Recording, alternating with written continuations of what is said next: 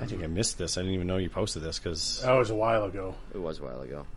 it was It's not new. 6 days ago. Yeah, no, it's not new. He had posted this probably 2 years ago now. Yeah, It's the same as the original. one before. Okay, Yeah. it's the same one as before. All right. Yep. He didn't make a new one. Nope. This is now Paul Walker's legacy. Oh my gosh! Is this the one? Is this the one? Yeah. What is this? Which one is this? It's the Warlord Games Supported Player Referees Handbook. Okay, so this is the same one that I've read before. Then, all right. Okay. Mm-hmm. All right, got that bad boy open. Yeah, to the agenda open. Yeah, I guess I should do the same thing. Is that pinned somewhere? Yeah, it's in SNAFU Docs. Thank It's you. the most recent Word doc. Or PDF, actually, sorry.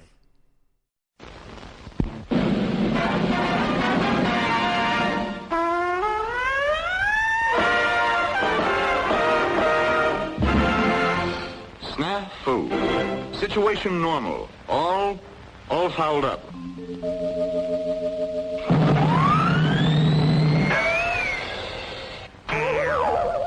This is SNAFU.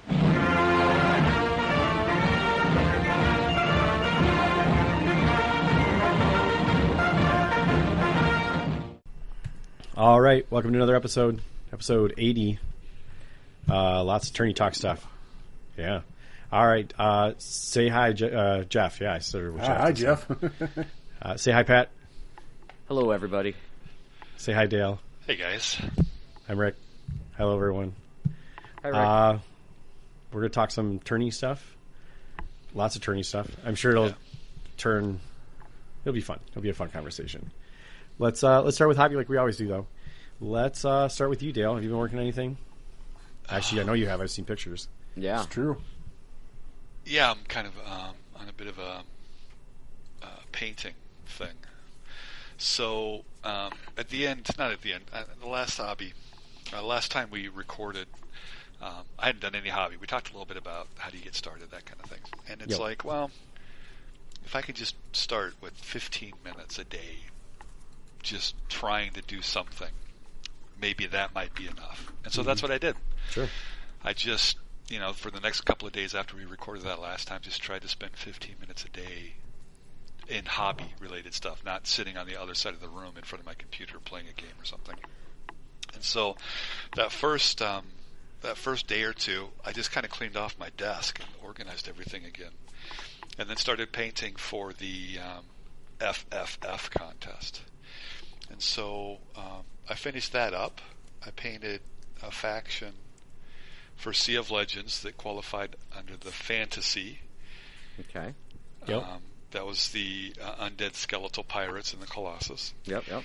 And then I painted a different faction for the same game technically, but for fiction, and that was the mermen, the merfolk faction, and their big squid boss. I don't know how to pronounce its name, so I'm not going to try. And for fun, That's not how we do this. You're not going to offend anyone, Dale. I don't think that one's going to offend anyone other than maybe the game manufacturer. it's lots of consonants in a row. So It's like Cthulhu, but not Cthulhu. no, it's not Cthulhu. I think you it's just call it lots of consonants, and I think you're good. It's more, you know how the lizardmen have a bunch of L's and X's and Oh, OUs? yeah, sure. It's kind of on the same kind of inspiration. Sure. Okay. Some would just smash the keyboard and use that as the name. Probably. Perhaps. I mean, you have to come up with something unique if you're trying to make sure you can copyright everything. But the, What? and the last section was for fun, and I painted. This is actually bolt action related. I got 2 DACA Stewards done, another BA-10, and then the T-28. So Order pool. Yeah. Nice. yeah, so I'd have those in various states of assembly / primed. But when you clear off your desk, you actually find all that stuff again. So I cleared all that away, and then cracked open another board game. I'm working through the Frostpunk miniatures now. And I have 2 more factions for Sea of Legends, because I had some friends over recently, and we played through that game, and actually it ended up being quite a bit more fun than I anticipated. Nice. So I'm doing a few more factions for that. The British Empire, for those folks over on the other side of the pond, a little special thing for them. And then the Atlantean Usurpers. That's another faction. Nice. Interesting. Yeah, but so that's kind of where I'm at with the hobby. Yeah, it was just, I think we all kind of latently have a desire to do this kind of stuff. It's just sometimes it's easier to ignore that and follow whatever momentum you have going in a different direction. Mm-hmm. And so this time I kind of consciously tried to create some momentum moving in the hobby direction, and it paid off. So yeah, I'm pretty happy with it. Nice. Yeah. Awesome. Cool. Now you got your paintbrush that's got smoke trailing off it, right? Yeah, I've done quite a bit of used quite a bit of my airbrush and quite a bit of a couple of different of my Winsor Newton Series 7 brushes. So Love those brushes. The best. they last. So They do. And if you even get if you do get some of them that kind of get them fray hairs, you just snip them, and the rest of the brush is still fine. Yeah. yep. You can also condition them if you. Yeah, drop them in like actual conditioner, Yeah. shampoo conditioner type stuff. I use the master brush stuff, but same difference. It's just I don't think it works for like the all-in-one conditioner shampoos. Maybe you actually want a specific conditioner. I don't know. yeah, maybe not Head and Shoulders. Yeah. Right? Yeah. Hopefully, there's not too much dandruff on your. I was going to say, if your Well, brush has or- got dandruff, you got other problems. Or you use don't use the body face shampoo conditioner all Body combined wash into one stuff, thing. yeah. Like, it's Ball like crack literally and face all your- wash, what? Yeah. Oh yes. every part of your body wash. That's interesting. Pretty sure that'll dry your brush out. Yeah. I know it dries my skin out. The one time I've used it, had to not do that ever again. Yeah. Thought it'd be convenient, but No, it's it's not. really it's not. the opposite, for sure. And that concludes our hygiene section. Yes, tangent number 1 was about hygiene. That's Actually, interesting. that's not too bad. Like a solid 5 minutes before. We did pretty good there. You know, I don't even think we have to do a hygiene episode. But anyway, all right, Jeff, what have you been working on? Well, I got the 3D printer rolling again. Nice. Thank you. Yeah, no worries. The bear of it is for anyone out there that has a resin printer or is thinking about getting a resin printer, just be advised that they tend to print better when the temperature is a little warmer. I have a devil of a time keeping the back room, my hobby room, above 65 degrees, and that resin really wants to be around 70 if it can help it. Okay. So I ran a space heater in there and got the temperature up a little bit so I could run a couple prints, and they came out really good. So did a couple guns for Pat. I did a couple Italian trucks for myself. Nice. Going to do a few guys sitting in trucks for both Pat and I here, and digging through some stuff since I've got it set up. It's easier to do all my prints now. So Sweet. yep. And then I'm trying to organize my hobby space. Got really disorganized right before SNAFU, and I'm trying to do it right, organizing it this time, so not just throwing shit in boxes in the corners. Do you need a label maker? I just needed more tubs. Yeah. I needed tubs so I can sort other tubs into those tubs. And it's getting there. It's almost ready to go. So I get that done, I'll be kicking off in some painting here. So, but yeah, keeping busy. Fun. Cool. Pat, you're up next. Let's see. So last episode, I had my 3D printer, just my boring FDM printer running. Painted off a bunch of stuff for my 8th Army, which was I think for the vehicles, they're actually like the 7th Armored Division. Mm-hmm. So I got a couple A10s. I got a couple IPACs, which is Indian Pattern Armored Car. And what else did I print for that? There's a third. Oh no! Then actually I'd ordered from online. Someone had a resin Humber Mark II that I ordered, and so I painted those 5 up with a British desert theme in mind, which I hadn't done before. So that was kind of fun, bouncing between some different tutorials and coming up with my own. I also gave a little reinforcements to my DAC army, so the Germans. I got a Panzer III, the ones with all the guns, the F, I believe it is, Mark F, OSP F, excuse me, they don't use marks. And then I did a Panzer II, so that's the armored car, that's the tanked armored car slot that has the autocannon on it. No, that is the tank slot, sorry. Now I'm thinking the Skid Fuzz 250/9, which is the armored car with also the autocannon on it. little motorcycle guy, still waiting for his rider to be on there. Was that 1, 2, 3? Yeah, so that was... And then started putting together some of my British 8th Army guys. And our German medium artillery piece and crew. So those should be wrapping up sometime here just before we post this episode, I'm guessing.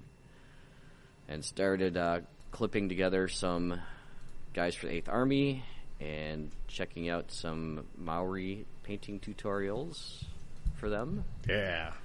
So, Nice. You going to do special heads for them at all, or are you going to just do standard... no, the Maori don't have the special heads. You're thinking the Indian... No, they have Indian. special heads, but they don't have the ones on the sprue. They're not on the sprue. Nope, they use the regular 8th Army ones. At least the painting tutorials I've found, they're using the regular... And all the pictures I've seen, that's the regular uniform. Just Oh, okay. the skin color and the hair color is different. So... Don't they wear... I was going to say, don't they wear hats? Well, they're New Zealand, but they have... Yeah, they still wear the same sun hat that everyone else wore. Oh, is that on the sprue? Yeah. Oh, I thought they were just helmets. Well, helmets, and then they have the Punjabs and the... yeah, and that's the Punjabs. That's the Indian Army stuff. Yep. Yeah. But yeah, I'll be making my 10-man Indian Army too. So. Well, then why are you painting them squad. out? Why are you painting the Maoris? Because do both? Because Maori are awesome. Well, I understand that, but so you're gonna... I don't understand.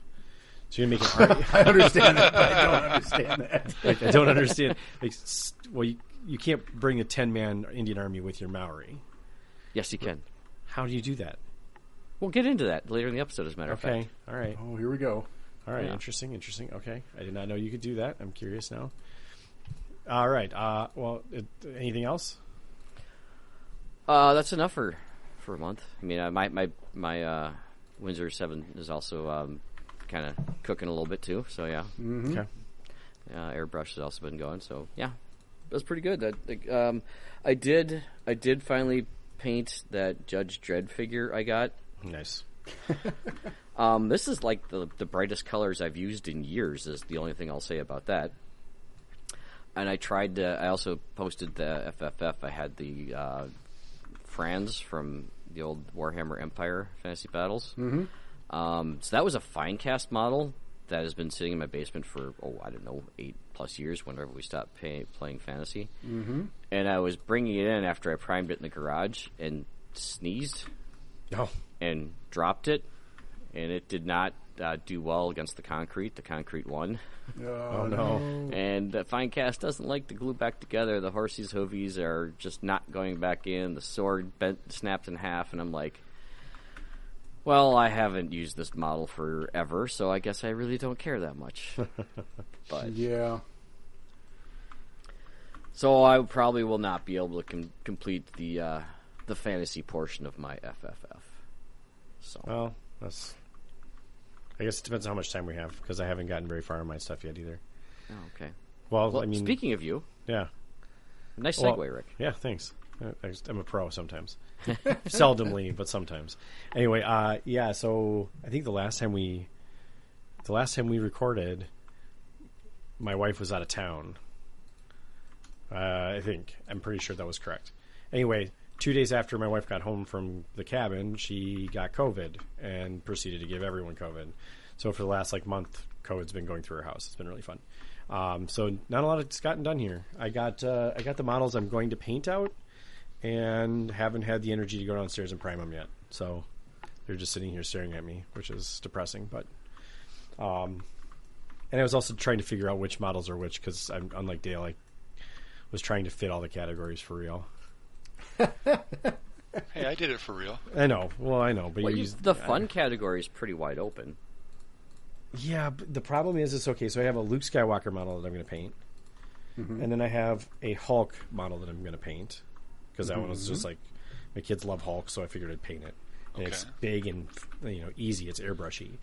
And then the third model was a Necron model, and I'm like, that one doesn't look fun to paint, and that's like the only category it probably fits. I was like, well, no, Necron could be fiction. Yeah, sure. Then what's Luke Skywalker? It's fun. No, well, you don't have a Luke fantasy. Skywalker is not fun at all. You don't have a fan. I fine in my fit better opinion. than you. It's a joke. It's not even close. So. See, that's what I'm saying. As I was struggling with too, I was like, I don't know that these actually fit the categories. All right, well, maybe we extend that. Maybe we extend that for another month because I don't think we had a ton of no, I completed don't. entries. Yeah, I don't think we're gonna get it. Yeah, some of my stuff I'd like to paint just arrived today. So Yeah, let's extend it another month then. Well, I'm it's 3 models for crying out loud. Let's Yeah. clearly we're not. I mean, we're participating, but it's not. We're not going to win a contest. Well, we're not eligible though, but Yeah, we can play along at home, so to speak. Yeah. Yeah, it's more fun if we play along at home. Come on. Yeah, well, someone's got to start this shit, and you guys did it, so. Mm-hmm. I just haven't gotten downstairs, and the other problem is I'm going to prime them different ways too, which is kind of struggling with that too, because if I'm using like color shift paints on one of them, Hulk is going to get primed green because why would you not prime him green? That seems to make the most sense. And then Luke, the biggest hurdle on the Luke is he's the limited edition one. So I'm a little bit apprehensive to paint him. You paint very well. Yeah, I know, but it's still intimidating to be like, I can't get another one of these. But you can always repaint. Yeah, it's the shitty paint. It's that shitty plastic, though. I don't know. It can't strip it well, so I guess I just paint thin. And I guess that would be the thing. Let's see how much he goes for on. Probably shouldn't. Well, just paint it right the first time. You won't have to worry about it. Yeah, You'll do fine. Yeah, $60. They're going for about $60 right now. Okay, it's a bit absurd. Well, it's a nice dinner out. Well, okay, that's okay. Or a bad dinner out. I don't know. I mean, best dinner out I've had in a long time was at the Legion on Thursday. It was great. Oh yeah, what'd you eat? Just a burger, but it was cheap and tasted yummy. Yeah, can't complain. Yeah, their food's pretty good there. Price is right. That's the best part. Yeah. What's wrong with that? Yeah, I don't know. So I didn't get very far, but yeah, hopefully this next month I'll get some stuff done. We won't be battling who's down for the count for a couple of days. Yeah, whose COVID is it anyway? Well, yeah, that's kind of the problem. We didn't. Yeah, it was fun. It was not fun for anyone. Although the kids were mostly unaffected. Yeah. Wife and I were both. I was the tail end. That was the problem, right? Wife first, kids in the middle, and then I was the last one down. So it was. It wasn't my favorite experience for a while. And everyone was just done with at that point. They're like, "Really, Dad? Come on." Yeah. No, unfortunately, that was. Yeah. Well, the kids didn't. Yeah, the kids didn't care. It wasn't that bad, Dad. Quit overselling it. Wife was a little bit sympathetic to the fact that I was not feeling well, so it was fine. Anyway, let's start covering some rules, as we have been doing from time to time. That's what we do here, right? Yeah. Yes. I learn something sometimes. Occasionally, yeah. Mm-hmm. So let's talk about and I'll say for this next one, I was on the other side of the fence for a very long time, but now I think it's correct. The way the rule is written, I think I've come around to, but I don't like. Doesn't mean I like the way it's written. I'd rather it's written the other way. But anyway, keep going. So we're talking about indirect fire. That can be done with mortars, howitzers, and artillery. Mm-hmm. Artillery can do it too. Yeah, they have I guess mostly they're howitzers, right? Yeah. Yeah. Okay. Anything that has the indirect fire rule. Right. Some things. Yeah. Everything that has that. Yeah. I mean, howitzers technically are in the artillery selector. So. Yeah. Correct. Because mortars are not. You're right. I'm just thinking about I'm just trying to think of an artillery piece that's not a howitzer that can have indirect fire, and I'm not thinking of any off the top of my head. But. Yeah. There are some tanks that have howitzers on them. The Zis 3 can fire both ways. Did you just say a tank? Yeah, there's tanks that have howitzers on them. Sure. They have indirect because they have a howitzer on them. The Zis 3 can fire as an anti-tank weapon that can fire indirectly. Yes, I guess that is the problem. It's versatile. Same thing with the British 25-pounder. Mm-hmm. The light artillery piece, which is still artillery. So cool. There's those things. They have a minimum range, which on some of the bigger howitzers gets pretty far out there. I think the heavy howitzers 36-inch minimum for indirect. For indirect, heavy is you gotta. All the mortars are all 12-inch minimums, but you get in the howitzers and they get up there. They 12, 24, 36 real quick. Mm-hmm. But of course, that other end is pretty big too, because then they do the. Yeah, you can shoot 2 tables over if you want to. Yeah, 72 inches, I think, is what the big one is. Yeah. I'm just thinking about that. I'm like, if I were running a howitzer, I would not want to shoot it right in front of me. Probably not my favorite idea. Let me have this blow up several feet in front of my artillery piece. I can't recommend it. Yeah, it seems like a recipe for getting hurt. It seems like it was a stretch to put him in this platoon level game, but whatever, they're fun. The heavies in particular is a pretty big stretch, but whatever. It's a game after all. Yeah, it's abstracted enough that I don't have a problem with it personally. Just because otherwise, what would you do? Just not have them on the table? Because they would still observers. They'd just be firing. You just have light guns on the table, and anything bigger than that, you'd have to take an observer for, and that would be your artillery strike. But again, it's a game, so we're just having fun. Right. Exactly. Okay. So as long as they are, most of them can always take a spotter. Yep. If they're inexperienced, they can't use that spotter. Yeah, Doesn't there's been mean discussions they about can't this. take it. Yeah, they definitely can still they take can't utilize it. So if you're playing the forward deploy game, shenanigans.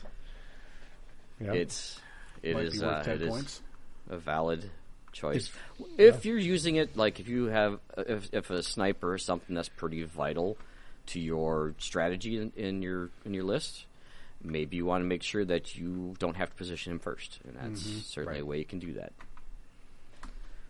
And you don't have access to like tank hunters or Soviet scout squads with 92 SMGs. They only got 7, but it might seem like 92. It feels like 92. It feels like a lot, yes. 14 shots is a lot of hurt. Can be. Yes, it is. It's not. Unless it's in Rick's hands, then it's okay. Well, then I just roll like shit, yeah. Yeah. Actually, Then the 1s and 2s come out.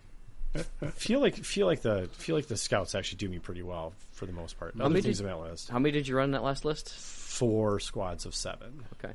Yeah, and I debated moving, like playing around with another list, and I was like, I might bring 5 units of 6 just to get another squad.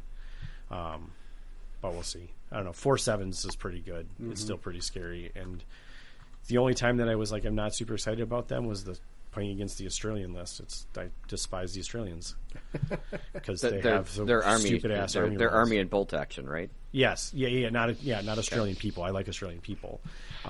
In general, I like Australians. I just don't like the army because they have stupid rules that break my army. Like the rules probably don't matter in almost any other matchup except for that one. When you're playing the heavy scout list for the Soviets, because you can't deploy. You can't forward deploy against them, right? No, you can forward deploy, but you can't be within 18 inches of any of their forward deployers or something like that. I can't remember. Which basically means it's very difficult to forward deploy. Yeah, I mean, unlike what your opponent told you, that you simply can't forward deploy your stuff. Well, no, it was even worse than that. He tried to play a unit in front of my unit and be like, okay, now your unit has to move 18 inches away. Oh yeah, right. I was like, what? No, that's not. That's not how this possible. Works. Like, that's not how any of this works. I was like, and I had to ask. I'm like, I got to see your book. I cannot believe that's the rule because that doesn't make any sense. Maybe it's just written differently in the Australian rule book. Well, He was German, wasn't he? Right. He was German. Yeah, he's like, and fine, whatever. It was a new army to him. I understand, but he still was like, now you have to move your stuff. Wait, what? Yeah, he's like, now you have to move your stuff 18 inches away from it. I'm like, no, there's no way that's possible. Yeah, that's not. I'm just not going to move my shit after I put it down. That doesn't make sense. We'll chalk that up to just a shocking misunderstanding of the rules. Yes. Yeah, I just needed to maybe read them a couple more times to get a better grasp. Well, like the lieutenant not getting his own bonus or something like that. Well, and again, it probably didn't come up very much in any other game. Right? If you think about it, there wasn't a lot of forward deployment. There weren't even a lot of snipers. Like there were very few forward deploying units. Forward deployment didn't feel like it's a thing there, right? Or was a thing there. Yeah, it was not part of the meta. So it maybe didn't matter other than his army forward deployed too. It didn't have an impact really. So I don't know. So maybe it was the first time it really came up. I have no idea. I'm going to give him a little bit of benefit of the doubt there. Yeah. Yep. But, yeah. Anyway. Yeah. Anyway, so that was a tangent on the spotters. Yeah, spotters are spotters. Indirect fire cannot be done from ambush. Please don't. It doesn't work. Doesn't make a lot of sense. Cannot. Nah. Yeah, don't put your indirect fire weapons in ambush. Just don't. Well, I mean, but remember your howitzers can direct line of sight, right? They can shoot over sights and they can fire direct. Stuff. Yeah, but you're not. But indirect, you can't. Right. Indirect meaning you're going over basically your intervening troops. Right. You can't do that. Right. Not from ambush anyway. So and then there's the whole raging in hot debate. Oh God. Is it even a debate anymore? I think we've all come around to it. So I'm going to read it verbatim out of the book, and then we can discuss. I don't know if Alessio is paid per word or not, but when firing HE shells using indirect fire, a 6 is required to hit, regardless of any modifiers. Period. Yeah. Okay. In the following turn, comma, if the shooter fires at the same target, comma, and if the shooter has not moved from their position, i.e., it receives a fire order, comma, and if the target unit has not moved from their position, parentheses, to count as moved, the entire unit must be at least 2 inches away from the area it was covering before, and parentheses, comma. A hit is scored on a 5+. Now, aside from being a run-on sentence... That's a hell of a run-on. The first thing that... So, now when I first read this, I just assumed there was a typo, and it should have said in the following turns. Mm-hmm. Then Yes. that would mean any point, therefore, as long as no one moved, go ahead and do it. But if you actually understand, first of all, don't put stuff in parentheses that's vital to the actual structure of the sentence. Yeah, that's What? No, that doesn't make any sense. So the IE actually translates to that is. So that means that is, it receives a fire order. Yeah, that don't abbreviate things either. That's horrible then. Well, I mean, yeah. learn to use Latin better. Well, Right. Well, I mean, there is the intent behind what the rule was meant to be versus what's actually written in the book. right.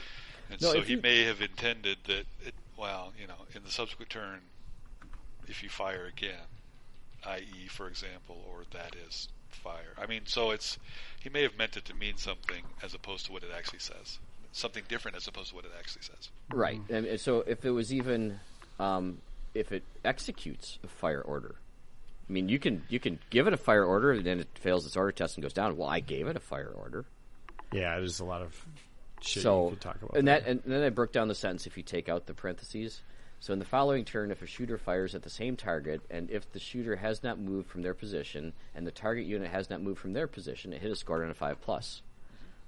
That's pretty clean. Yeah. Yeah, a lot cleaner. So what the rule is actually saying is you need to have consecutive fire orders against that target in order to get ranging in. Otherwise, you go back Sure. to a 6 again. Mm-hmm. Sure, and that's fine. Yeah, I've come to the same conclusion, Pat. I think I was on the other side for a long time, but I was very much on the other side for a long Yeah. time. I but was now very much on the other side too, but whatever. I still am from a Is that in standpoint the of FAQ now? No. no, it's not still. Yeah, it's an email going around or on a It Facebook says, or something. and if in the following turn. Yep. There's no and if. This is just in the following turn, comma. So meaning the next turn, the shooter fires at the same target, does a fire order, then no one's moved, then to start ranging in. But if it doesn't do a fire... You start to or continue to range in. Yep. Does it say that it resets? Yeah, it does. Okay. Mm-hmm. I don't have my book in front of me, but I was going to say, just from a standpoint of like, Well, I mean, you say yes, it does. What does it say about? It does not say that. What does it say? All right, so... fucking hell. This represents the shooter adjusting his aim by observing where the shots are falling. If the shooter continues to fire under the same conditions explained above, a hit is scored as a 4 the next turn, then a 3, and then finally a 2 on all subsequent turns. However, if a hit is, Right. go to the next page, scored in any turn, the shooter is zeroed in on the target, and as long as it does not move, all further shots are taken at a 2+, even if the target unit is lost from view, obscured by a moving vehicle, spotters killed, etc. So now, as to keep in mind here, subsequent turn at any so zeroed in on all further shots hit on 2+. So now, if you've zeroed in and you fail an order check and go down, you're still ranged in. Right. What does it say? How do you lose your ranging in? Yeah. So if you are ranging in and you fail to have fire orders in subsequent rounds, you need to start over from a 6 again. Does it say that though? What does it?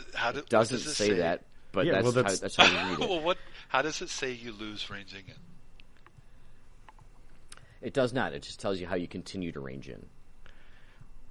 Yeah. Okay. So So, the shooter continues to fire under the same conditions as explained above, i.e., you are You the improve following it. turn. You are In the following turn, if the shooter fires at the same target unit. You improve the ranging in. Yep. So it tells you how you're improving it. And if you're not improving it, the only way you lose it, the only way you lose ranging in, is if they move or you move. After you're zeroed in. What's the very beginning of ranging in? What's the very beginning of ranging in?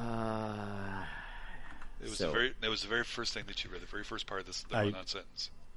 In the following turn. Yes.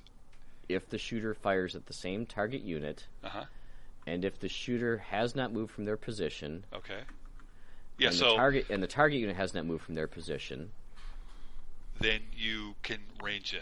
You can improve ranging in. Yes. Pat, what page is this on again? So, effectively, 71. You never reset.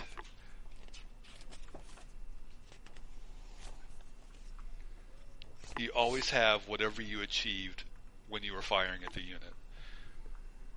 So. Even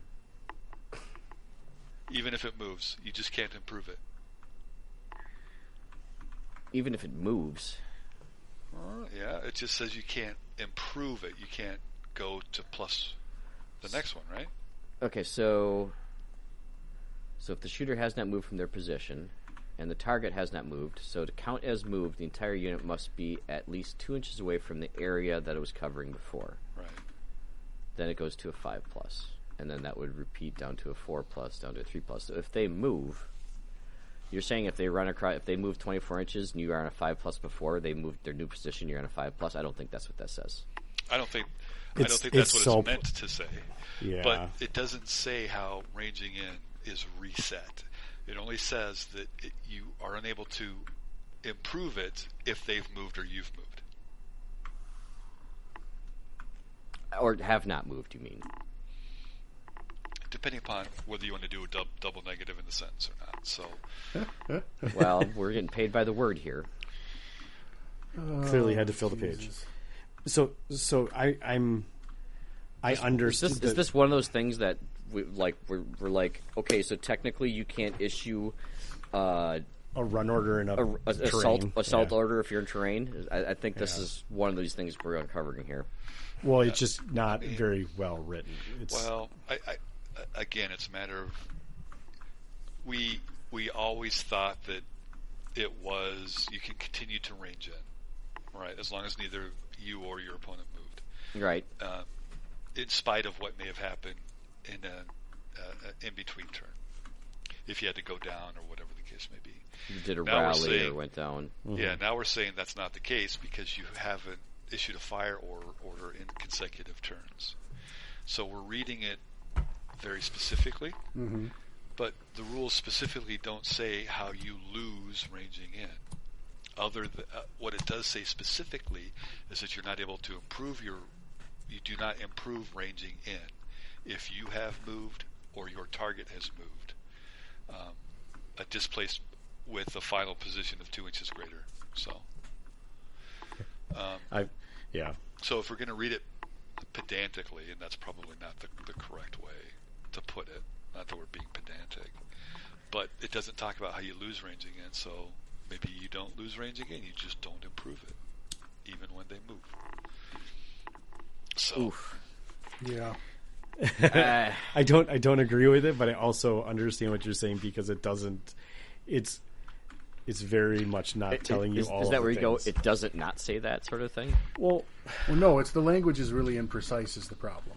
Yeah. Right. And it's not saying if this unit moved, you go back to a 6. It doesn't say anything like that. It doesn't say at any time like if you fail to fire in your following turn, you go back to a 6. What it says is if you fire in the next turn, which you may do, even if you go down and rally this turn, you might fire the next turn, which means you would try and improve your mortar. So if I've fired twice in a row, now I'm out. So I did a 6+. I went to a 5+. Yep. Now I'm coming up to a 4+, but I go down instead, and still neither's moved. And then the following round, I'm still at the 4+. I mean, it doesn't say you go back to 6. It doesn't say anything about going back. It doesn't, You know, other than the email that we've seen. Right, and that doesn't even cover that part either. That's Right. That's why I asked if it was in the FAQ, because it's part of it is missing if we're reading it, trying to read it specifically. Now that, Right. I mean, if a specific reading of it makes a rule unworkable, then that's why we figure out what we want to do as a community or send it in FAQ. I mean, So I will tell we you, all feel it's obvious, but what we felt was obvious. Isn't always accurate. Isn't Right. always Right, accurate. Clearly. and now there's an email that's going against what we feel is obvious. Well, how specific are we going to be about this? So, Right. I will tell you this much, and we'll talk about it later. This particular is covered in my tournament FAQ, Yeah. so there is a definite answer in that FAQ. well, in your tournaments, what do we do? And our tournaments, you have to reset. Okay. Easy enough. So if But you're spelling it out, So that's all when that you matters. move, or when your target moves far enough, or you don't issue a fire order consecutively, you reset back to 6 on the next Yes. time that you fire. Okay. Yep, that's what I've put in my FAQ. It's reasonable. That's not exactly what it's saying here, as you're very pointing out. That's not exactly what it says here. I feel that might be the spirit of it, but rules is written versus the spirit of rule don't mean squat in kangaroo court. So The thing to me about a mortar, right, is it's a piece of equipment. It's on the ground, right there. It's usually fixed to the ground somehow, right? And they're dialing in. So if somebody dives for cover, like they don't, like, okay. So the assumption is they always knock it when they go down, instead of, just thinking about it from a standpoint of like, would it still work if they dove for cover, got back up and fired a mortar again? I think it would, but. well, it depends how excessive their rally order is. Right. Yeah. I mean, are they partying and dancing around the thing or what? I don't know. Well, their captain or whoever is yelling at them, and making them do their shit, For me, blowing a trumpet. I think I like that it doesn't reset.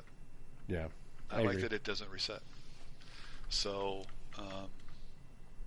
I'm imagining that you get pretty good with your mortar as time goes by, and so, but we'll have to see.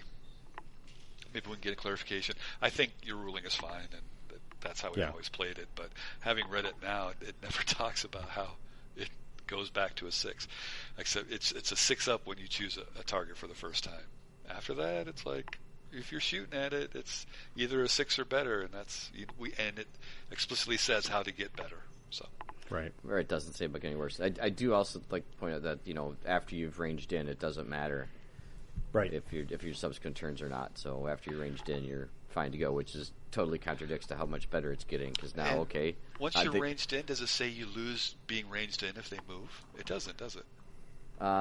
So the shooter zeroed in the target, and so long as it does not move, all further shots hit on a 2+. So Even as if the long- target then lost from view, or your spotter's killed, or whatever. So as long as what doesn't move? The target. The target doesn't move. And or the mortar, I believe.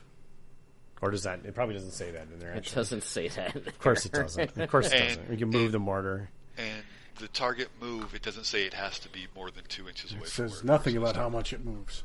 Other just than has to what move. it said before about to count as moved Sure. in there's- the parentheses. right. Yeah.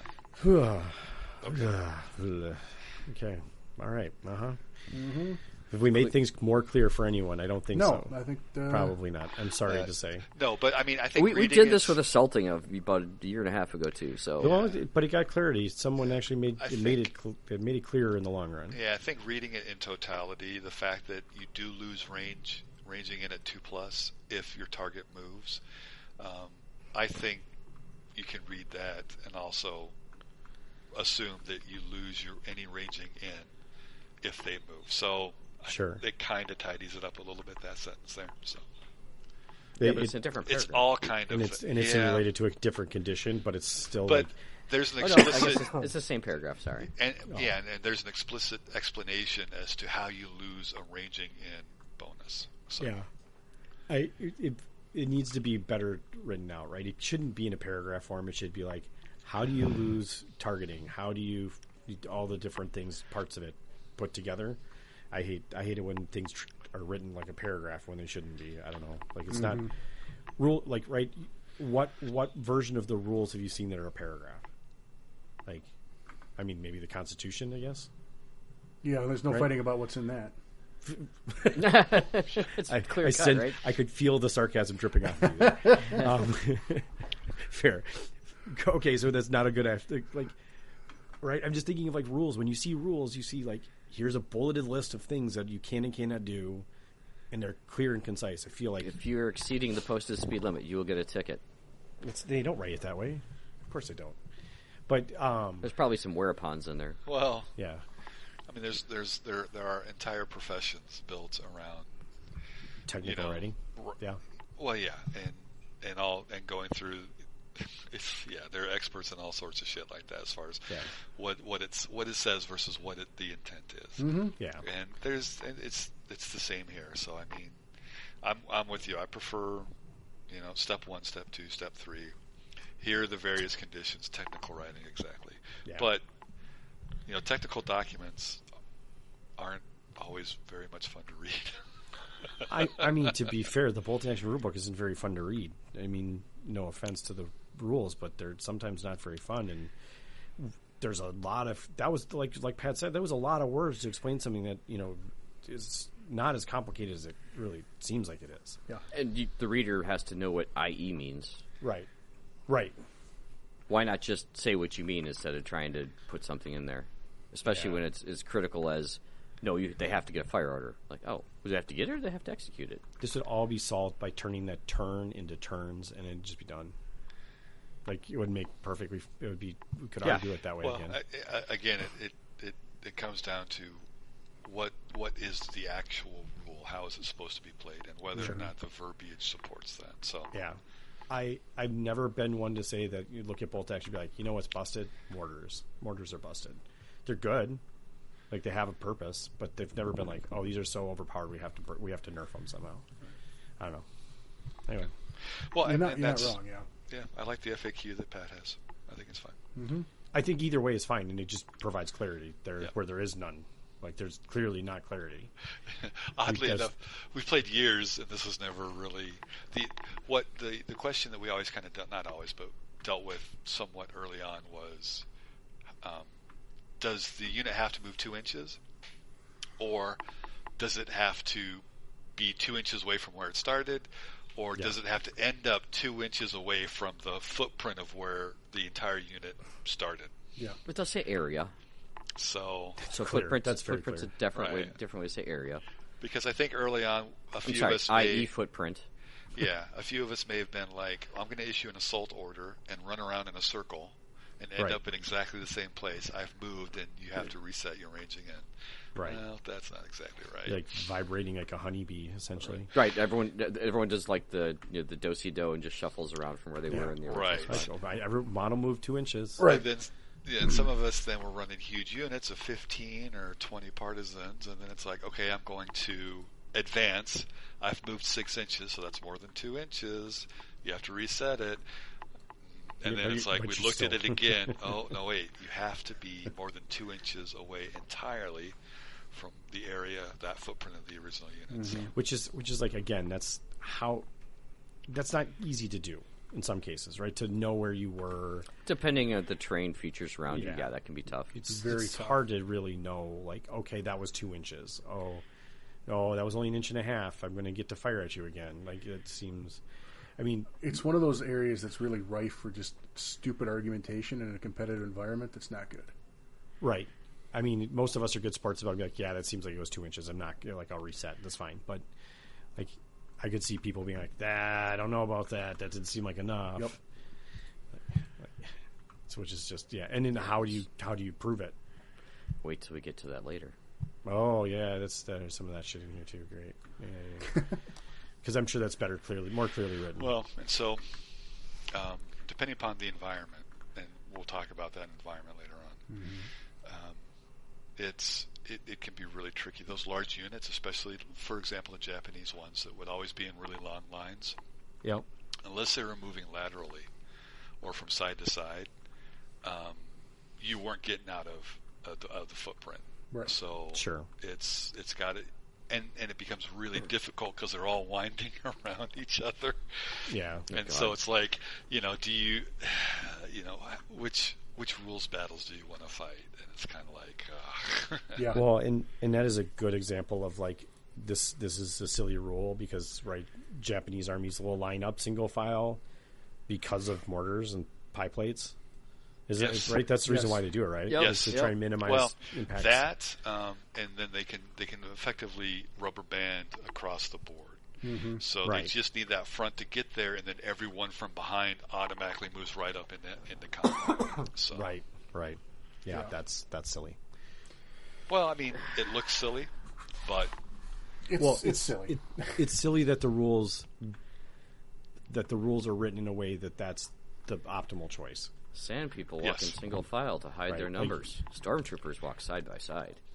yeah, I'm not sure. I'm not sure the bamboo spearmen of the Japanese army were all running in single file, going in one at a time, and No, their bonsai absolutely charges. no. I mean, they'd at least be lined up the other way, right? Or the horizontal way instead of the vertical way. Right. So I mean, Yeah. but in the end, it ends up being a function of competitive gaming, and so Yeah. Well, and again, that's part of it is indirect fire, which is sad. Anyway, or at least more pie plates in general, templates, not necessarily just indirect fire. well, I mean, hey, I really know how ranging it works now, so nice job, Right? Pat. Yeah. Yeah. As of current rules and FAQs are things that we've seen, right? Oh, So, just my tournament pack FAQs got one. So well, no, I mean, there is something out there. I don't remember who wrote it. It's not in the FAQ yet, but it was definitely a Warlord employee. Was it Marcus? It could have been. I don't know. I don't know, Marcus, who sent an email to somebody after saying, "I got this from Alessio," and people, Yeah. I've seen that posted more than a couple of times. Yeah, that's It all I doesn't. see. It doesn't answer to what Dale is speaking to either. So Right. No, right. It does not have anything to do with that, but it does. It answers some things, but it's not. Yeah, it's not definitive or complete. Fun. All right. Got other words for it, but sure. Well, I'm using PG language still. I haven't that's drank so it. unlike you. Well, I've been watching a lot of Ted Lasso lately, so I've been trying to clean up the language and drop the F-bombs when it really matters. A Fustercluck. Yeah.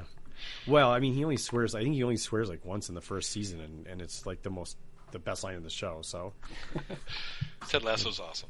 yeah, if you haven't watched it, you should watch it. Yep. Have not. Oh, dude, get Apple TV for the 3-month trial and then watch the whole thing. Yeah, it's I brilliant. don't want another streaming service. Well, but if you just if you just get the free trial, then cancel it. You Don't have get 3 emails. months. Yeah, well, that's true. You're not wrong, but Yeah. it's That's how they get We you. miss you. Come back to us. That Now show is only worth it. $5.99. this show is absolutely worth it. By far the best show I've seen. All right, well, give me your password then. Kidding. Unfortunately, it's like every password, right? Because it's your Apple password, so it's like all you could get into all my shit. You could I got Apple nothing, so you could find my iPhone if I gave you my password. it's you wanted usually in to your see- pocket, right? Well, yeah, but you can see where I was. What has he got? That's what I mean. Yes, I Like, know where it is. I can Like, find know your where it is. iPhone. It's in your pocket. Yeah, but you know where my house is too. But Right, see? yeah, you're probably fine.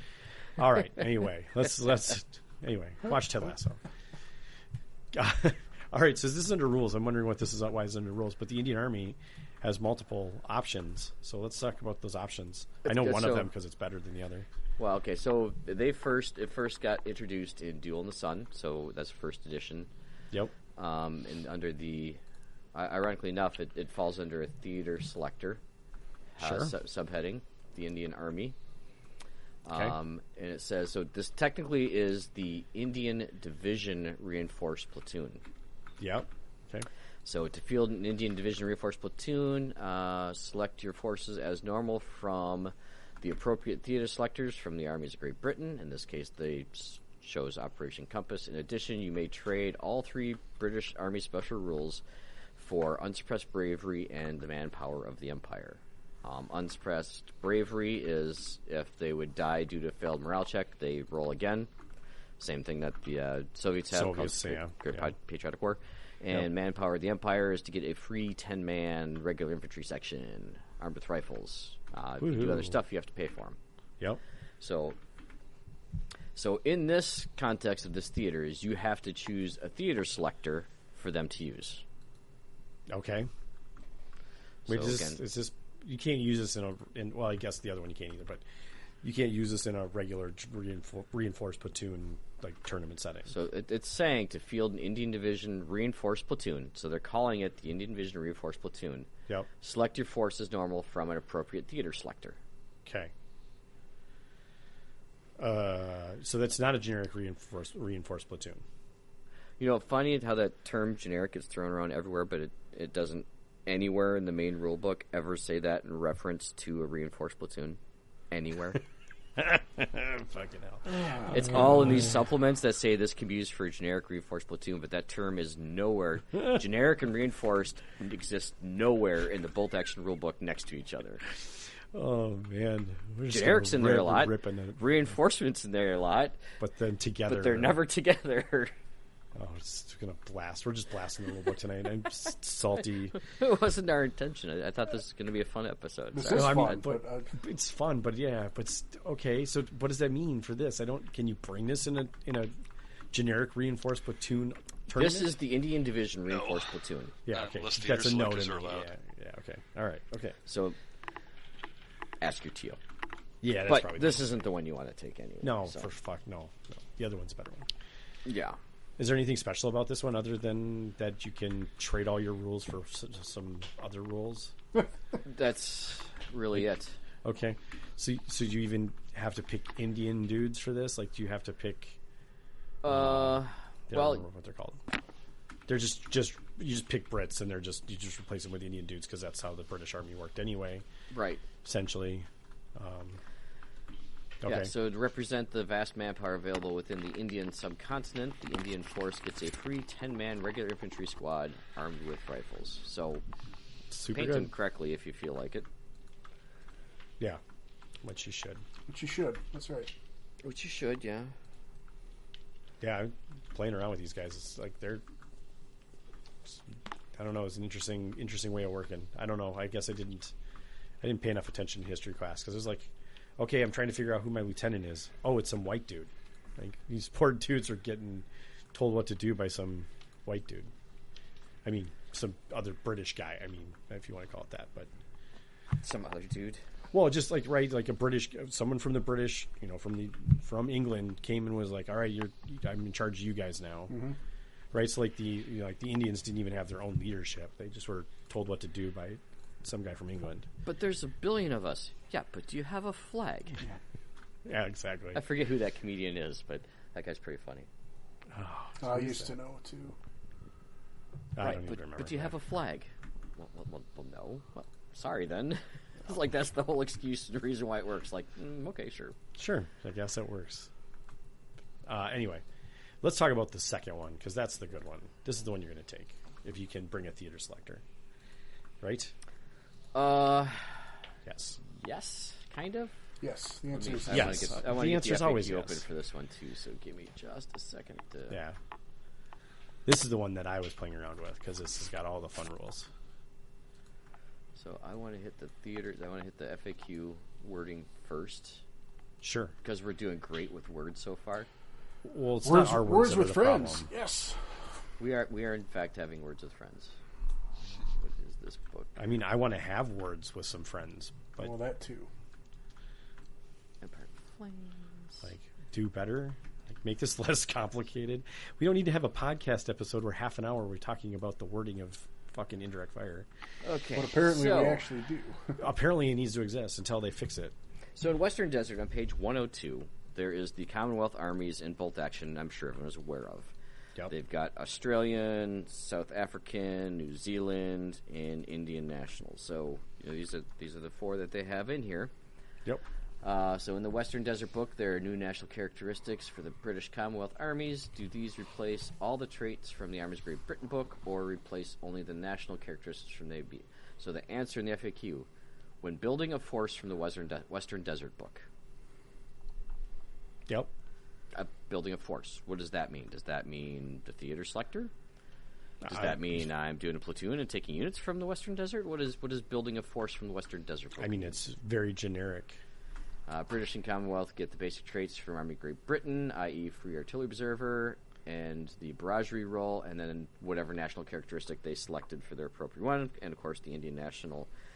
The Indian Nationals have the unsuppressed bravery we talked about, and the manpower of the Empire we also talked about. Oh, they get the unsuppressed bravery one still too in this case. Yes. And the free dudes and the observer. Oh my gosh, this is so good. Yeah. Yeah. When building a force from the Western Desert Book, what does that freaking mean? Does it mean if I'm making a German list? Can I bring a? This is a dumb that's question. a bad Rick. No. So, in and on page 102, the armies of the Commonwealth comprised of forces drawn from all over the British Empire. Although fighting under a single command structure, they nevertheless each had their own strengths and characteristics. If you decide to take a reinforced platoon from an Australian, New Zealand, South Africa, or Indian brigade, then you may either take one of the national characteristics from page 18, the Army of Great Britain, or you can take the following national characteristics instead. So here in the Western Desert, it's saying if you decide to take a reinforced platoon from, we'll go ahead and say Indian Brigade, which isn't the same as the Indian National that they have listed down there, but that's fine. It's also not a division that was listed in Duel in the Sun, so it's different. Now it's a brigade. I mean, it changed over time? I don't know, man. Just words. They're just words. Words don't mean anything, you guys. This doesn't matter. Building a force from the Western Desert Book. Okay. Yep. Very clear. Building a force. Does that mean I can only take the units there in the Western Desert Book? What does that mean? Yeah. I guess. I mean, that's a good question, actually. Yeah. Oh, for crying out loud. So, why does this have to be complicated? It shouldn't be that complicated. Maybe we're making it more complicated than we have to. That's what we do. We're reading all the words. That's the problem. Yeah, you're supposed to skip. You're only supposed to read enough to get your answer and then close the book and not read the following sentence. He's not after wrong. You stop at the IE. Don't read after IEs. They don't mean anything. Done. Yeah. So. Okay. Well, my understanding is I get a free 10-man squad and a free artillery observer, in addition to apparently getting to reroll destroyed tests. You get the unsuppressed bravery, if you're producing an Indian national characteristic. If you're making the Indian brigade. Right. I was playing around with the Maori list in there, too, because the Maori in there are pretty badass, because it's like 1 point a model, they get tough as boots, up and at 'em, and blood-curdling charge. Right? They get 3 special rolls for 1 point a model. Yes. I think that's the one that they get. That's a badass list too. So, and then just to follow up what I mentioned at the top of the episode when we were talking about the Maori, is that the Maori this is again from Duel in the Sun. They're selectors. The Maori infantry section is an infantry squad for the purposes of generic reinforced platoon. Generic reinforced platoon selector. Not that that's a thing in the Bolt Action Rulebook. It is also an infantry squad for any theater selector in the Armies of Great Britain book set in North Africa after May 1941. Dear Lord. Because Because theater selectors are very clear about where they are and when they are. get your flow chart out if you want to get that one down. Right. Well, it'd be easy if like every theater selector said North Africa 1942. Right, just on the theater. A lot of them do, but not all of them. Yeah, they're not clear enough. That's not it's not consistent. Okay, well, anyway, this is how you get Maori para-Gurkhas, and you should never do that, so don't. That special rule for the Maori in the Western Desert book is how people are convincing themselves that that's okay.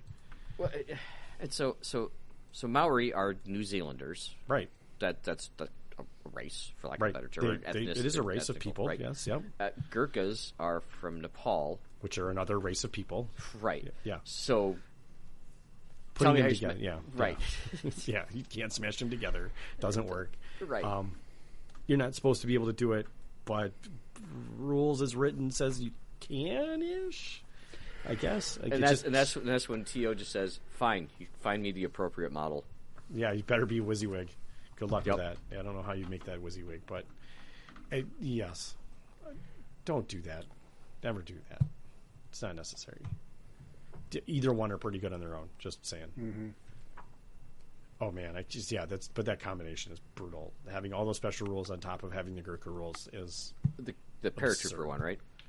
Yeah, well, so he's stubborn on top of it. Most people that I see that I've seen lists with these in them are always running the Paragurkhas because why would you not get that extra bump if you're already going to spend whatever that's like 20 points a model or whatever that is? No, it's a ton. 13, 14, 15 with the +1 from the Maori. So 14, stubborn 15, 16. Okay, even for 60 points, it's still pretty expensive. But no SMGs. Don't bring. Yeah, I don't need. They're tough fighter already, aren't they? No, they're not. Are they? They start with tough fighter. Not that they really need it. Gurkhas, yes, they are tough fighters. Gurkhas too, yeah. Okay. Yeah. So you don't really need the SMGs anyway. Okay. Yeah. All right. 16 points a model seems silly. Yep. Seems silly low. FYI, don't try to bring that to any tournament I'm running. It's not going to fly. You shouldn't do it anyway. No, you shouldn't. No. Yeah. Excuse me. All right. I feel like what fun we've had with all of that stuff. I don't got anything more. Do we have a soundboard effect for a cat hacking up a hairball? That's my feelings on this. I mean, Pat just coughed. Yeah. Needed something more dramatic. Yeah. I could try it. Next time I'll try and record. My dog has this big gag reflex that's about the same. Gross. Sure, let's get on that. I'll bring you over the good recorder, and you can just sit there and record your dog hacking. We'll get some sound bites in there. Hey, you know a really good tangent here. When they were making the newest Halo game and they needed noises for some of the aliens, they just stuck a microphone in front of a pug. Not even joking about that. It's hilarious, actually. Just breathing noises. Yeah, breathing, snorting, eating. Yeah, it's great. It's so good. I mean, because pugs are cute, but and they're also like kind little of aliens. noisy. Yeah, they look like aliens, in fact. A little bit. Yeah. Oh Fun. Lord. Adorable aliens. Yeah. Yeah. I say we get through one more topic and then take a short break. That's an excellent idea. All right. So this one we someone pointed this out. We forgot something last episode when we were talking about Western Desert. Who wants to confess? I'll take responsibility for it because I'm supposed to do the history stuff. But it wasn't the original topic. So the original topic was basically how to expanding from that, and so that's why we yeah. ignored it or something like that. Well, and just kind of forgot it. The issue was that there weren't really much in the way of new rules, right, for this faction in there, and so no, not new models, no new rules. Then so we haven't even said what it is yet. We're gonna still. Are we just gonna not tell them what it is, and they can guess, and then we forgot about it even yet? Spoken, yeah. No, it's the French guys. We forgot about the French in the Western Desert book. I'm sorry. Yeah. Again, it was important to someone to point it out to us, so we apologize for forgetting them. Do we want to quickly talk about their theaters? Is there anything important in those theaters? Well, they start with the Vichy. Oh, that's a good one. Yeah, I mean, that's why people want them, right? So they can play the other side. Yeah, so you can play the Vichy French. Yeah. So defensive Vichy. So this is use them in Madagascar, and also they resisted the Allies landing in North Africa. Okay. Battle of Dakar. Mm-hmm. So that was mostly the Vichy stuff. For historical purposes, Jeff, this is basically French people that were on the German side.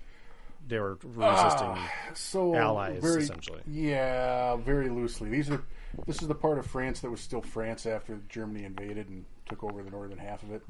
So the southern half is Vichy France, and to a degree, I don't want to call them collaborators, but they're kind of between a rock and a hard place. It's like either fight for the Germans, or they just take the rest of your country, or we'll mow you over. Right. So you don't really have a whole hell of a lot of choice in the matter.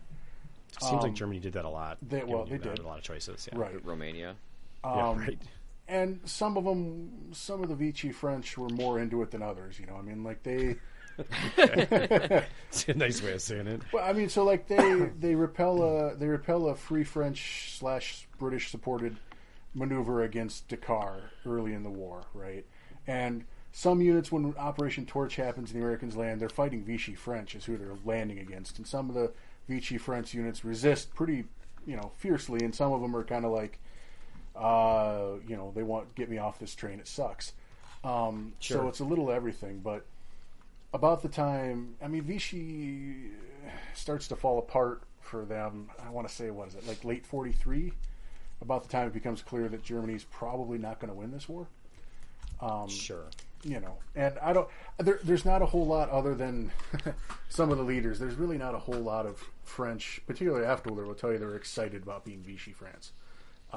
It's one of those things that they might have worked in the Vichy government, but by the time the war is ending, they were actually, a secret collaborator and resistance fighter. So, Got it. Okay. but Vichy France absolutely exists. They absolutely do fight on the Axis side for a couple years there. And 40 to 42, it looks like. yeah. Yes, I mean, but it's also one of those things they had to fight because they didn't have a choice. Sure. Okay. I mean, it's wear the uniform, get a couple meals a day, maybe not 3 square a day, or go sit in a prison camp. It's kind of, I can understand why they'd want to fight. Seems like a hard pass on sitting in a prison. Yeah, you don't want to be in a German prison camp. Seems like not a good place. No. Yeah. Okay. Cool. Well, so there you go. So there's the French. right. Is there more? So they actually have their own reinforced platoon. Ooh. Yeah, the Vichy So French. this is actually. Oh, it doesn't- sure, yeah. It doesn't say generic. God. Okay. Anyway, yeah. Keep going. So, Free French Defensive Vichy must be comprised of one or more reinforced platoons picked from the following theater selector. Each reinforced platoon is made up as follows. The Defense of Vichy reinforced platoon has a first or second lieutenant, 2 infantry sections, this is compulsory, regular or inexperienced, plus the standard headquarters, which is captain or major, medic, forward observer, air artillery. Mm-hmm. They can go to 0-4 infantry selectors between regular, inexperienced, foreign legion, Senegalese. Is this still in the Vichy list? Yeah, I was going to say, is Yes. this Vichy? I mean, This is Vichy. Okay, fair enough. Yeah, I guess it should be for that section. Artilleriers? I'm butchering the crap out of that. Tireleurs. It's Thank you. French and it's not an easy word to say. I'm probably not That's, right. yeah, either. you practice it at some there. Moroccan Gromir. Gourmier. Gourmir. Yeah, the that's another cavalry. one I'm not very good at. But I'm happy I got Moroccan. yeah, well, you nailed that one. Good job, Pat. And Proud cavalry of you. sections. So that they one, have that one's right for Thank sure. You you. got that one right. Yeah. So they got a pretty good. So again, it's a 0-4. So you can get. This is technically a theater. Yep. 0-1 machine gun, 0-1 mortar, light or medium, and a sniper. Artillery, they got 0-1 from anti-tank gun, light anti-tank gun. They can do a light artillery. They can do an anti-aircraft gun. They got the 25 millimeter Hotchkiss. Light auto cannon. Light tank. Yeah, it's anti-aircraft gun, so it's light autocannon. Yep. We'll do it. They got armored cars. They've got the AMC, which is a half track, I believe. They got the Lafley, the AMD Lafley, both the 80 AM and the 50 AM, and the AMD Panhard, both 165 and 175. I think that's the same model. Yeah, I think So not decent for early war French. Yeah, it's its own. Early war, it's not bad. It's its own style of playing too. You have to. For tanks and tank destroyers, they've got the Renault FT, the Char D1. Renault, sorry. Renault, but the point is, neither one of those is a great tank. Okay. Right. What about the R35 or the R39? Yeah, I mean, I wouldn't get in one. I wouldn't fit in one. But I wouldn't get in one unless you paid me. But I mean, it's probably the best they have available in that theater selector. Okay. Hotchkiss H35 and H38 and H39. Meh. Whatever, you're taking the Samoa S35. If you can take an S35, you're taking an S35. Yeah. Or if you want to go light, they should have an anti-tank on the back of a truck option somewhere. Those are all the options that they have. Oh, for really? tank- Wow. Tanks and tank Oof, they destroyers. don't even have the tank gun on a truck. Ouch. Yeah, then you take the S35. And I think, flag on the play, there's some debate whether S35s were really available to the Vichy French at all. The Germans confiscated pretty much all of them. I think there might have been a company that was in the Dakar area, but I don't know that it was actually operational. Well, Germans have a tendency to take anything that's useful. Yes, So. and spoiler alert, at Normandy, you'll see all of these old French tanks in German service in various states of disrepair. But Awesome. anyway, yeah. So that's what they have in their army book anyway. Mm-hmm. Okay. So in Western Desert, there's one, which is I'm sure what our individual is talking about. They've got the Free French Forces in the Western Desert. Yeah. They've got their own entry. They are, I guess, in a sense, considered their own army since they have army special rules. Mm-hmm. They've got Fighting French. All units re-roll unsuccessful morale checks. The second one result stands. So again, that's being destroyed. Yep. They have Colonial Veterans. No inexperienced troops of any kind can be used. That'd be colonial, but yeah. Sure, there's not an R in there. They've got their forward artillery doctrine still. Yep. So that's the free gun. Yep. They got some officer thing. Once per game, as soon as an officer has been removed as casualty, the NCO nearest the infantry within 12 inches of the officer he takes over command. Oh, well, that's nice. Yeah. He gains benefit of becoming a second lieutenant. Yeah. That's not too bad. Yeah, it's hard to lose your officer. That's nice. Yeah. Okay. Well, cool. And then Desert Fighters, which only applies if you're playing Western Desert scenarios. Mm-hmm. So, and then they've got the Free French Forces, Free French Reinforced Platoon. That's a lot of It's a lot of F's. F in that. Wow. So, Lieutenant First or Second. They can 2 infantry squads, any mix of infantry squads from the below list. Thanks for saying that 3 times and not listing them on this page. That's great. Mm-hmm. HQ, they've got the Captain Major, the Medic, no Air Observer, additional 0-3 infantry squads. Again, they're saying any mix of the squads listed below. Can't wait to turn the page. 0-1 machine gun team, 0-1 mortar, 0-1 anti-tank rifle, and a marksman. Yeah, that'll be a single sniper. Yep. Nice. Okay. Artillery, they've got 0-1 of 25-pound AT gun, 2-pound French 47 gun, and a 6-pounder. They do have 0-2 armored cars. Yep.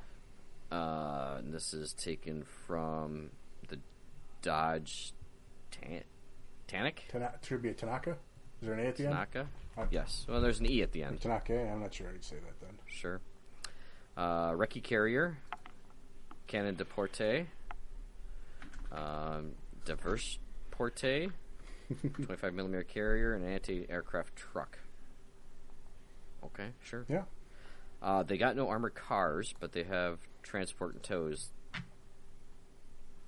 Sorry, they have no tanks. Yeah. They got 2 armored cars, but no tanks. Yeah, no tanks in that one. So, where were these? Okay, so now we've got unit entries. Oh, that's terrific. So they got an entry for headquarters, which looks the same as it does anywhere. Thanks for reprinting. Nice that they have an entry for the forward observer artillery, but does not have an allotment in the previous page for them. Sorry about that, guys.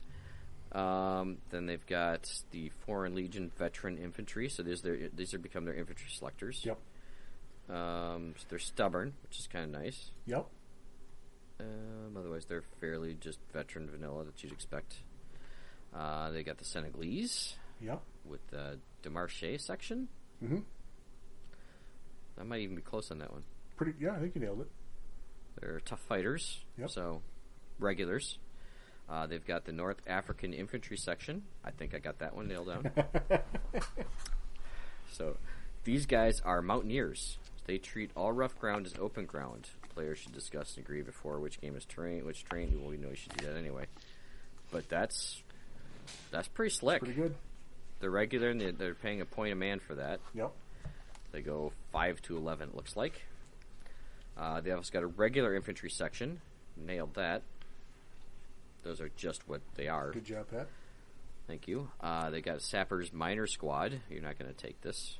You only take this for flavor. Yeah. And then the Marksman we talked about. So this is 40-point regular, 50-point veteran. Same Marksman entry we've seen a lot before. So they've got the Sniper special rule, and they don't have the team, so they're not suffering a -1 for not having their buddy with them. Mm-hmm. So there you go. They also got light mortars, machine guns, mortars, and a boy's anti-tank rifle. Oh, thank God. Yeah. Well, in the desert, that anti-tank rifle isn't half bad. on the bolt action table, where you're generally not seeing medium, you're not seeing 9+. Yep. It's not a slouch either. This is a fairly fun list, actually. I like the mix of armored cars they get. They're not. I wouldn't necessarily call them like super competitive, but they're super fun. So the Dodge Tanaki. Yeah, low velocity delayed anti-tank gun. Yep. I have one of these models because it looks fucking cool as shit. It is a cool looking model. 115 points regular, 7+ open tops, recce, velocity gun, coaxial MMG, and a Pintle LMG. Pintle LMG. So that's not so bad. I mean, since you're open top anyway, what's the harm? Right. If you're open top, get a Pintle. Yep. Sure. Might as well. It would be nicer if that AT gun was a little bit better, but low velocity still. Because Plus low 3 's still velocity. good. Yeah. What is that at it over half range? It's really bad though, isn't it? No, it's plus 3 instead of plus 4. Yeah, you're thinking squeeze bore. I'm thinking squeeze bore. Yeah, those are awful. Squeeze bore is just great at close and awful anywhere else. Yeah. Yes. And then they got the Cannon Deporte entry here. 65 points regular to soft skin with the rear-facing light howitzer. Yep. You can upgrade AT shells for +5. Give a +4 pen value. Absolutely do that. Yep, 70 points for a regular truck gun. It's pretty good. Yep. Well, anytime you get something that's versatile, you are in business. Yeah. Then they've got another soft skin, which is 65 points. Oh, that's the other diverse light anti-tank Porte. Oh, nice. I don't remember seeing that one listed before, but that's fine. Yeah, but that puts on a 360 platform, which is really nice. Yep, light anti-tank gun. And then they got some anti-aircraft guns. Autocannon truck. HMG trucks. Oh, excuse me, it's not an autocannon. I'm sorry, that's an HMG, yeah. Yep, dual-mounted AA HMG. Upgrade to a quad for 40 points. Yep. Quad HMG? Yeah. Still pretty bad. So 100 points. So 100 points for four HMGs. For 12 shots. 12 plus 1 pen. Yep. I mean, you'll chew up veteran infantry with it. Yeah, you will tear apart infantry with that. Yeah, keep in mind that the long range for pen value only applies when you're hitting armored targets. Veteran infantry are not armored targets. Wait, what now? So for everyone HMGs? So HMG is a +1. Yep. Okay. And when firing at armored targets, if it's over half range, they take a -1 to their pen value. The HMG does. All heavy weapons do. Okay. All right. Yeah. Okay. All right. Hey Pat, how does that work when I'm shooting Russian body armor guys? Are they armored? Those are not armored targets. Just Yeah. They are not 7+. To be an armored target, you have to be 7+. So that was the next thing I was going to go with. It's also going to chew up Soviets in body armor. Wait. Yep. Are you saying that you lose the -1 pen only when firing at armored targets, right? At 7+ targets, it does specify that. Okay, that's what I thought. All right. Yep. Actually, I believe it actually says armored vehicles. It doesn't contemplate anything else being armored. I mean, that one Russian dude's a truck, so he's wearing the entire unit's armor on him, like Yes. Iron Man. I was just saying he was muscular, but So they got access to the Brent carrier, which is nice. The 3-ton truck is nice, but the 15 CWT, this is really nice. So this is an 8-man, and you can take it in experience for like 25 points. That's pretty cheap order dice. Roll 8 guys around, pretty good at that. The 30 CWT can go up to 10 guys and can also put an MMG on it. So, and that's 50 points with the MMG. One of my personal favorites. I've got at least 2 of these models. I run them all the time. They're fun. Yeah. Hey, it's got the quad tractor. very important piece of Gotta have that quad, kit. man. Yeah, Yeah, Germans wish they had quad Yeah, tractor. they do. they just got And the Jeep. Lorraine Schlepp, whatever that thing's called. Yeah, to tow their 88 for what, 46 points or something. No, like you that? don't need to do that anymore, right? No, The Super still Well, need to. you don't have to get it. You don't have to have it to get it on the board. if you want it further than 6 inches in the board, yes. I mean, it is the Brute Squad. It doesn't need to get any closer, right? You shoot the whole board. There is that. I didn't realize Yeah. you could get Bren carriers in this list. That's really good, actually. Is this still a French list? Yeah. Yeah, Interesting. Okay. So free French, not Vichy French, free French. Oh, sure, yeah. Are for the first half of the war supplied with British equipment, and then Makes sense, after okay. the after the Americans. desert section and Italy, well, the guys in Italy are going to get British stuff for most of the rest of the war. Sure. Any free French that are in Britain waiting to go in for Normandy and the invasion of Europe proper are equipped and trained by the Americans. Sure. So by the end of the war, as everybody's pushing into Germany, you'll see a real hodgepodge of equipment out there. Guys that they have their old, as long as it works. Well, to a degree, yeah. They'll have their old French kit, and they'll have some British kit, and they'll have some American kit. So, fun modeling opportunities. Right, for sure. Which means the French have a wide variety of models available to them. Yeah. Do any of these still get the Allied support stuff? What do you mean by that? Do they get the Allied support rule? No. I don't think No, they lose all their normal rules. Okay. I don't think the French did never have the Allied support. Oh, rule. the French never had the. Okay, sorry, I'm sorry. They've got the artillery doctrine. Yep. They got their own. That's right. They can take their own artillery. They don't have the. They can take a free one. Right. Which is the same. Oh no, I guess it's not the same as. No. And this Free French doesn't have that dreaded They do not have communication breakdown. Yeah. Because that's thank God. It's such a bad rule.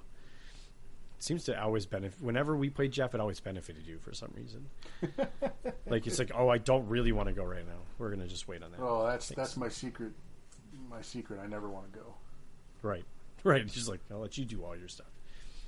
No, don't throw me in the briar patch. Don't even put that dice back. Oh no. Yeah. Right. It sounds awful. Okay.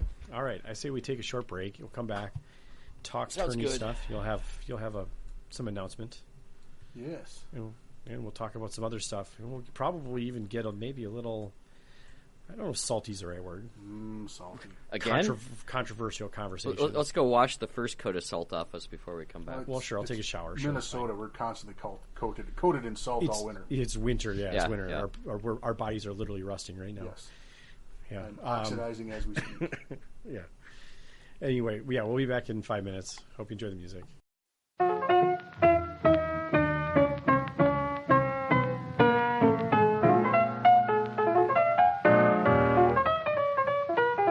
Grab yourself a chair and sit down and get you. Gonna hear some news of the military nature. Relax while I give you the latest report. Sport. There never was a finer sight when all our boys were fixed to fight on D-Day, D-Day, D-Day, D-Day. We hope they'll soon be coming back, for now they're on a solid track since D-Day, D-Day, D-Day, D-Day. It'll take more than a weekend, so let's be patient and calm. Cut out that public speaking, or we'll be the victim of false alarm. We got to help, we're in it too. So buy those bonds and I do mean you for D-Day, D-Day, D-Day, D-Day.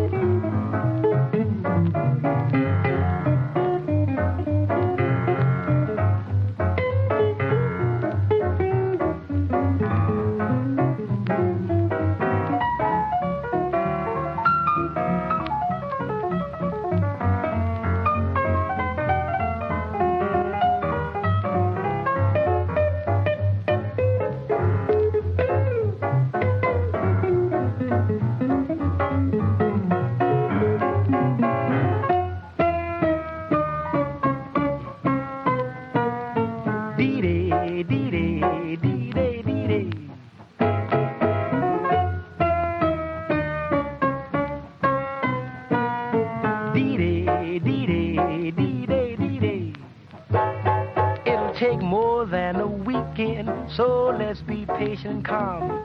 Cut out that public speaking, or we'll be the victim of false alarm. We got to help, we're in it too. So buy those bonds and I do mean you for D-Day, D-Day, D-Day, D-Day.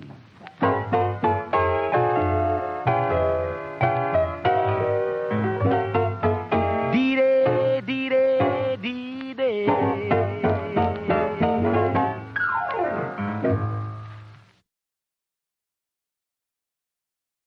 All right, welcome back. Hope you like Waltzing Matilda. It wasn't that this time. You know what, Pat? Every song from World War II sounds like Waltzing Matilda to me. Because Wow. just that good of a song. Best song ever. Well, in fairness, we did talk about Australians at some point, so I guess it could be legit. Could be. Yeah. Probably should be something French just to... I don't dive that deep anymore. I know. We're 80 episodes in. We're recycling everything at this point, including content. Including content. This is a new topic, though. This is a new thing, Pat. Why don't you talk about this? What are you working on? So I mentioned a couple previous episodes that I was trying to put together a competitive event local here because we don't have a GT, which is a grand tournament. If anyone doesn't know what that really means, it basically means there's at least 5 games over 2 days. Mm-hmm. Yep. And so I was going to try and piggyback with the Renegade Open guys, but they insisted on using both rooms. So I took the weekend they thought they had, they didn't have, and I snuck in 20 minutes before Jamie and scooped the weekend after it. So they had to move forward 2 weeks from what they expected. Wow. Whoops. If he'd asked me, I would have given up the room and just taken the other one, but he didn't. So April 29th and 30th, we'll be at Game Center, and we'll be running Operation Sledgehammer, which will in fact be the Bolt Action Minnesota State Championship. Sweet. Cool. I'm sorry. That title hasn't been taken yet. Did you say Game Center or Game Zenter? Zenter, yes. Jesus Game Christ. Zenter with a Z. It's the worst name. Oh, sorry. Oh my God! I told my wife about that. She about had an aneurysm. Well, it can't be called Fantasy Flight Games anymore because it's owned by someone else now. But Right. But, I mean, so it's a good venue. Yeah, it's a great venue. They have food on site. They have beer on site. Mm-hmm. So no one has to go anywhere. They've got a nice facility, nice room. Mm-hmm. Their tables are awesome because they are 8 foot by 6 foot. They're correctly dimensioned, yeah. So that gives you space to set your army down. Mm-hmm. The room, I could push it and get 36 in there, but we're doing 24. I might go as high as 30, depending on how popular it becomes. So there'll be space. You won't be having to decide if you're giving someone you won't be rubbing ass cheeks or anything like that. Well, hold on. I'm not coming now. I will rub ass cheeks with you if I can cool. make it. That works. I'm not sure yet if I can make it work, but we'll see. It's air conditioned too. Like the HVAC in there's nice. Yeah, they got good climate control. Yeah. Yes, great. it's not a sweating hall gymnasium. No, thing. and carpet. It's not the most squishy carpet, but it's still carpet. Yeah. That's a lot better than hardwood. Beats a gym floor. Yep. By a lot. Yeah. Yeah, at least absorb some sound if nothing else. Yep. And high ceilings too, right? Yep, the high vaulted ceilings. Yep. I mean, it's a nice facility. It's a great place. Mm-hmm. It's pricey to book, but you know what? Only we get enough best. people. Right. It's over 2 days. It should be all right. We'll be fine. We'll make it work. That's right. And we do have official Warlord support. So they've got their new tier system. It is technically a tier 2 event, which allowed me to select up to $240 MSRP of Warlord merchandise that they will then ship to me, along with sets of Silver Order dice and some special miniatures and their award print-off thingies. Very nice. Did you get the bullet thing again? No, I think those gone now. If they have any left, they're not in the tier 2. I don't remember where those come in. They might be tier 3. I'm not sure. I'm sure John Russell will correct me in a text after he listens to this. Thanks, John. So the force selection format is 1,100 requisition points. We've got this 16 order dice limit, which we like to refer to as the dice in the bag. You can have any number of units you want to, but you can only have 16 dice in the bag. And we'll kind of go over what that means because not everyone's aware of that. As we've come to learn, yeah. Yes. I mean, we've been running it Operation SNAFU since 1. Yes. So, right. 4 or 5 years we've been used to it. So it's second nature to us, but we'll definitely go through that again for you guys. You can take 1 or 2, I'm just going to stop saying generic, reinforced platoons from the Armies of books, or you can do an armored platoon, or you can choose 1 theater selector. Yeah, theater selector's an interesting addition. So I think both here and most of Europe, this is kind of the go-to of having 1 or 2 of the reinforced platoons kind of offset some of the theater selectors if you're only allowing 1 platoon for the theater selector. Yeah. Because Stalingrad can give you the 2 tanks or whatever, but you can still get 2 tanks this way. So Right. it's a nice competitive offset in doing that. Yep. And then we're also allowing the Australian list from New Guinea, the Chinese nationalist, communist, or warlord from Empire in Flames. You can also take the British and Inter-Allied Commandos from the D-Day British Canadian sectors. You can even take the Canadian Army from the D-Day British and Canadian if you like. Oh, shit. Nice. You can also take Who Dares Wins, the SAS in France from D-Day US. If you are so inclined, the 12th Hitler Jugend. Oh, yeah, the Hitler Youth. That's a thing. That's from D-Day British and Canadian. And you can take the armies of Free France from the Battle of the Bulge. Well, that'll make Seamoose happy. That's why I did it. Hopefully he'll sign up. I mean, those are all theater selectors, though, right? No, those are army lists that are in those books. They're not theaters. Sure. They're separate army lists. Okay. Yep. So they're actual army lists. Gotcha. Yep. And also, we've got on our Discord. We have pinned the units that we have pre-approved. So if it says counts as, or is on our list as, you can take it. Meaning it'll have the SNAFU next to it. Other campaign books may be allowed within their specified theater selectors. No naval observers or theater selectors, which include such. Get out. Go away. Well, I mean, so I've heard somebody else talking about this. Are they right? So they've nerfed the rules. Did that nerfed the rules for everything, though, right? Like that went back and kind of retconned the original. Didn't nerf them a lot. It was pretty significant. I don't. Well, okay. So, from your perspective of having a free observer and then being able to upgrade it to a naval observer is probably not. That's where it gets gross. Yeah. Fair and so they did do the generic. I forget which book it was. Might have been the last D-Day, which would be the U.S. selectors that did the generic naval observer for everybody, and that's where they did the minor tweaking. It still is kind of. Let's just not. That's fair. That's fair.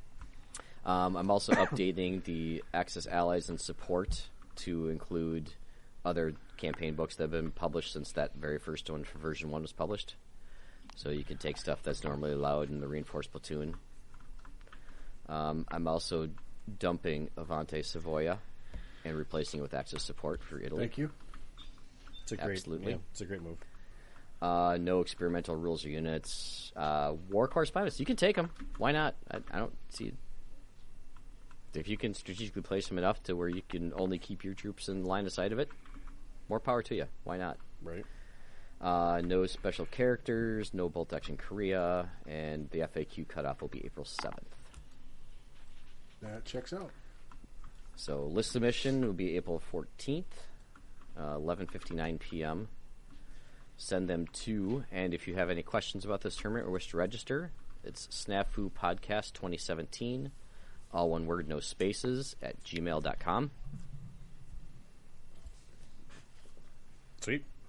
I'm the only one that sees that email, so, ask any questions you want, except for, hey, is this a good list? Because I'll only tell you if it's a legal list or not. You can use Easy Army if you want, but again, we know the pitfalls of Easy Army. We love Easy Army, but just double check with you in the book, too. Yep. And send them to me. Make sure the file format when you submit the list says your name and the army on it, just for sorting purposes. It makes life easier. I don't care if you use PDF or Excel, whatever you're more comfortable with. Just make sure your points are right, so I don't have to math as hard. What about us folks using OpenOffice? I'll make a PDF. Yeah, thank you. Yeah, it's one button to go to PDF out of OpenOffice, so I know. No excuses. Fair. Wait, which button is it? Oh, it's that button. Yeah, the one that says PDF. I use that shit all the time. Yeah. No, I know. We're both OpenOffice guys. Yep. I know. Who needs to pay that big company money? That's right. So the scenarios will be released after all the lists have been submitted and reviewed. I guess I better add. Yeah. So you'll have about 2 weeks or so that you'll know what the tournament scenarios are, and I have 3 of them written already. Oh. The player list will also be released to all players a week prior to the start of the tournament. Cool. I mean, competitive. Yeah. Let's get the edge. Yeah. Let's just make sure you know what the snare is going to be. But you're not going to know before you pick your army. But before you get to the actual tournament, you're going to have an idea of the list you're going to possibly see and face. That makes sense. Cool. I like it. So the WYSIWYG Don't say a guy's got a submachine gun who's modeled with a rifle. Stop it. Just Does that happen a lot? Get some help. I don't think so. I've got one lieutenant in my Soviet army that's a little confusing because he's got an SMG on his back and a pistol on his hip. And I was like, which guy is this guy? But I usually use the SMG. He's the guy with Tough Fighter. That they both are. Both pistols and SMGs give you a tough fighter. I would go with the one's longer range. One's got personally. 4-inch range. Yeah, one's got a little bit longer range. Pistol's 6? Yeah, 6. Half, yep. twice the range. Yep. Yeah. And 2 shots, I would use the SMG personally. I always think that pistol's 12 for some reason, and it's very much not.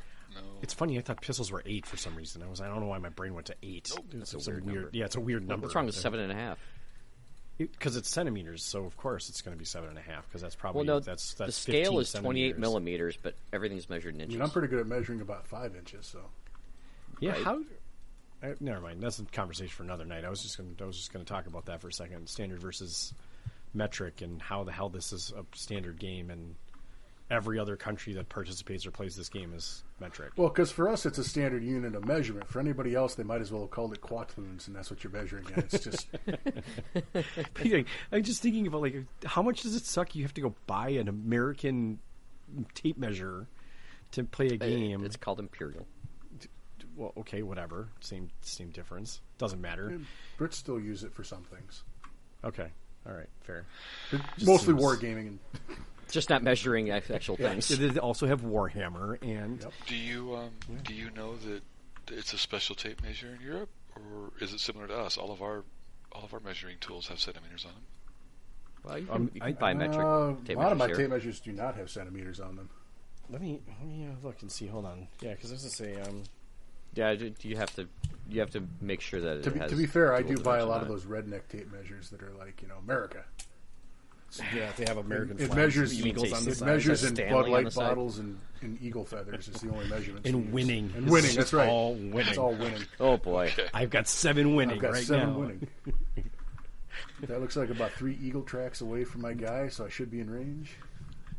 None of my tape measures have metric on them, by the way, Dale. I do have one specifically that I bought back when we did that. Oh God, help me, Cruel Seas. Yeah, I'm sorry. That was in metric for once. No, it was dual dimensioned. Oh, dual. Okay, all right. Interesting. Oh, they got I thought all of mine had metric on them. I'm gonna have to look at them. And I have non-redneck ones. I actually have the Stanley lever lock, which is the best, in my opinion, the best. Yeah, when you measure with the tape measure, it locks open. Yeah. And you have to press the button to That retract is pretty it to good. suck yeah. in all the guys. I have one of those too. They're really nice. Best tape measure on the market. Yep. Not It's not especially Stanley's great- not a sponsor. Best tape measure feature on the market. Yes. For sure. There you go. I don't know if I've ever seen anyone else do it. I imagine maybe they have now, but yeah, like locking open versus the other way around is obvious to me. Default lock open. Yeah, Yep. is so good. Yep. Agreed. Tangent. So Anyway. this will be the Swiss pairing tournament. So we'll be doing that. So the high score of each round will go to the high score. For round 1, my daughter's going to draw all the names out of a hat for everybody. So I can bribe your daughter. Okay, not you, your daughter. Okay, Yes. got it. She likes My Little Pony and Legos. Shit, that's expensive. That is. That's like, Right? oof. Like Legos are out. Can I just give her cash? Nah, Like, I'll just 3D print a Candy? Fluttershy. there you There you go. go. If you're so inclined for round 1, you can submit grudge matches to the aforementioned, which is SNAFU Podcast 2017 at Gmail. I'm not participating because everyone will try and grudge me. Probably wronged enough people in my day. And I hate that I had to put this in the players pack, but the player conduct. And, You know, it's we good have just to. to set expectations. Yeah, we've dialed it around a little bit, but I think where you landed was great. I guess I've heard rumors from other TOs and sources that there has been people who are not playing the list that they've submitted. that's insane to me. Yeah. Okay. Well, And and other things. So 2.5-hour games. Set, because the store won't allow me to allow players in before 10 a.m., I kind of had to crunch things a little bit to get 3 games done in a reasonable time. They will, when I'm done for the day, will lock up the room. It will not reopen again until I arrive back on Sunday. So you can feel free to leave your stuff overnight. I'll be leaving a lot of expensive train in the room overnight, so I'll be setting up Friday night. If anyone wants to come hang out with me, feel free. If anyone wants to put a terrain that they feel like kind of feels cool and want to, lessen the burden of me and hopefully Jeff providing a lot of tables, that would be nice, because the one thing I absolutely hate on Sunday is having to tear down a dozen tables by myself. That sucks. So we will be doing secondary objective markers they'll be placing, which will be the first tiebreaker, and the tertiary tiebreaker will be the number of order dice lost. Not how many you've killed, how many you've lost over the tournament. So, and the prizes are the Bolt Action Champion of Minnesota, first and second runner-ups, and peer voting for painted and opponents. Is that going to be like a really cool trophy, Pat? I'm hoping I can get a hold of a good graphics designer that might give me a cool logo that I can have put on the plaque. If Rick knows anyone like that. I'll have to ask. I don't. No? Okay. No, I don't. I don't. Okay. Well, then I'll have to fudge something. Mediocre at best. Just get some crayons and draw it on there, Pat. I mean, yeah, you get your daughter to do it. Something seems reasonable. No, we'll figure something out. So, but so the same company that Renegade uses, they allow you to upload a logo, and they don't charge you an arm and a leg for your own custom logo, which is nice. That's nice, yeah. So that's what I'll be going with. That's kind of key, actually, because otherwise it becomes really unaffordable really quick. Mm-hmm. Yeah, five awards go from $100 to $150 really quick. It's like, come on. Yep. The plaques are nice, And, well, I'll be getting some prize support. I'll probably have asked a few people. I haven't gotten any official responses yet because I haven't sent any out. But by the time this goes out, I will have asked at least a half dozen of my standard go-to people. So those people can expect or have already heard from me by the time of this release. Nice. Sweet. And so let's talk about what an order dice limit is. Speaking of recycling topics. Yeah, couple times. This is a good one, though, because, we've talked about this a few times, and I think we have developed, at least I have developed, stronger feelings on it as time has gone on. Oh, interesting. Okay. So this is Appendix 2 in the rule book. Yep. I want to say it's page 213. But in the player pack, I've summarized it for ease of reference. Mm-hmm. Sure. And once you have signed up, you should receive the player pack from me. I sent a bunch out to the people who signed up already. Jeff and Dale, you should have received yours already. I've received it already too. Well, yeah. I asked you to pretty it up because it does look really nice. It reads a lot easier than what I had. Cleaned it up a little. It's just a matter of doing my thing.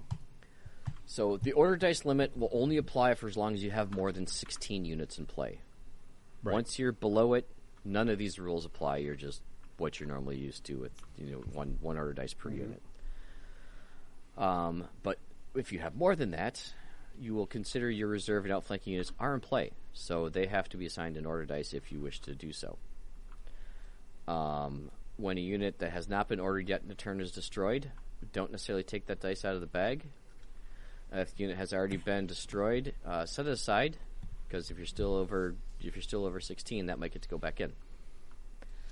How does that work for purposes of order dice loss? Because is that an order dice loss? That is still an order dice loss. Okay, so it's basically units lost. I guess I should say units lost. Yeah, You're okay. correct. Thank you. Okay. Yep. Just making sure I understood that.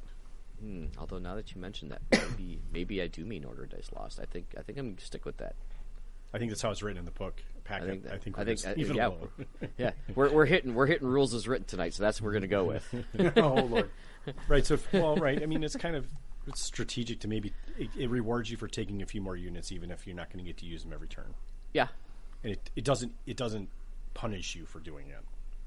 Yep. I think it's not a bad way to look at it. Well, let's run with that. I like it. Okay. So if a unit 22 dice. Yeah, any number of units you want to. It's like, how many did you lose? Well, I lost 8 units, but 200 dice. Yeah. So we might have to discuss this a little further. Yeah, I would play test that because it could get dodgy really fast. Yeah, I feel like there's going to be someone that tries to break that real easy. In fact, my army that I was trying to get done for this might break it. I don't know. Okay, we'll leave that as an open issue and circle back. Yeah. We've got a couple months, so we can update that. There's definitely an opportunity. I will change the player pack for you if I have to. How's that sound? Sure. I like revs in red. Yeah, that helps me a lot. So if a unit is shot at and wishes to go down, but you have run out of order dice, the unit can still go down as normal. However, it will not have the option of staying down in between turns. So if you remember, if you stay down between turns, you lose D3 pins. Mm-hmm. So it's I think the book refers to it as a pseudo down, i.e., down between rounds. Right. If a recce vehicle wishes to make an escape move, but you've run out of order dice, the vehicle cannot make an escape move.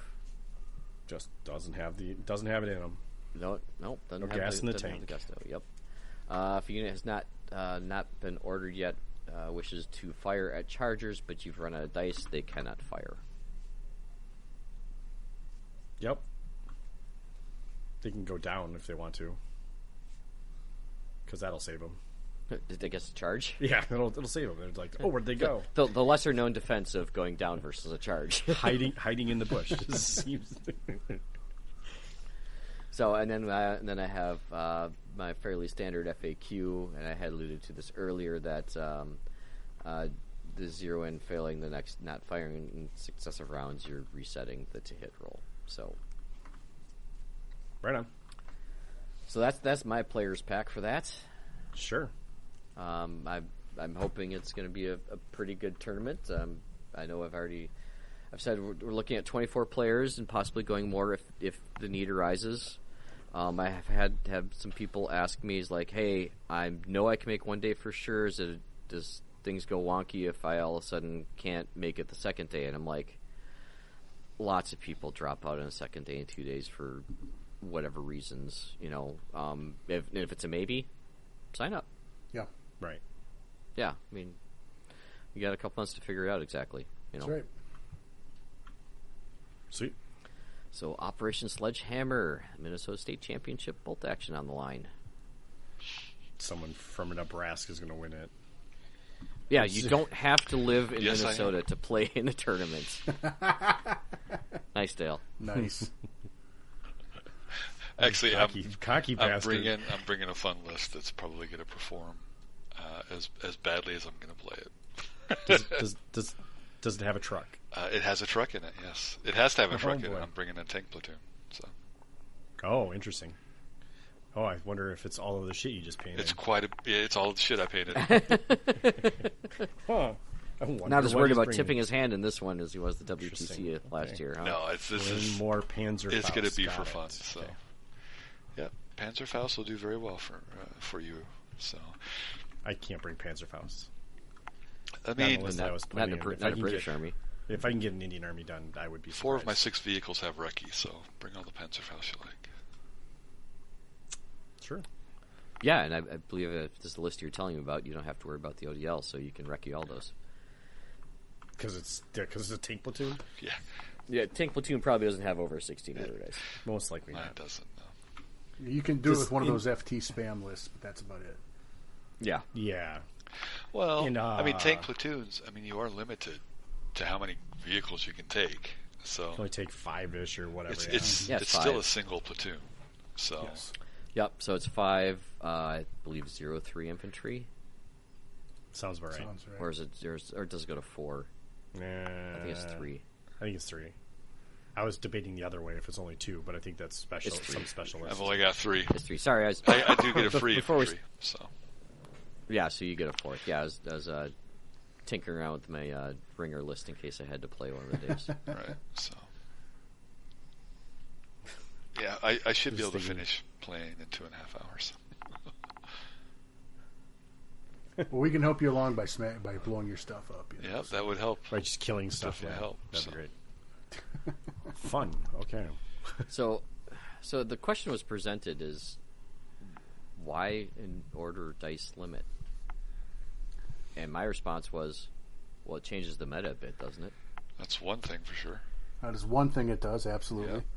I strongly believe that having more than 15 to 16 order dice in the list makes a game unable to play to completion in a reasonable amount of time. Without being a super high level player, for sure. And even at a super high level, I mean, there's just so Right. many decisions you have to make. Right. And It gives you time to breathe. I play fast, and I don't think I could finish the possible 7 rounds with a 24 order dice list. Sure. Yeah. 6 easy. I think 6 I could. 6 I could probably do if the other guy can play with any relative speed. But some guys are, Right. some guys are playing 8 order dice, and they're Hemming and well, hawing. every one of those dice is a big decision. So Yeah. Yeah. Sure. Yeah. No. Yep. Well, and you're not getting the spam list that, like you said, 22 order dice has got a lot of, even 2 Shit. platoons can have, 10 infantry. Yeah.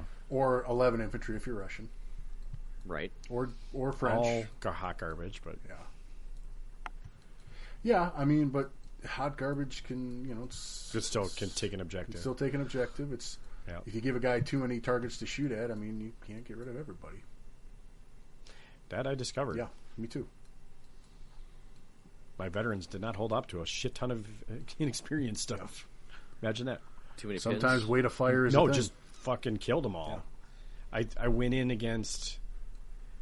I mean, it was like a small squad. He was spamming small squads. His LT, which is inexperienced, with another dude, and I think there were like 3 units in total.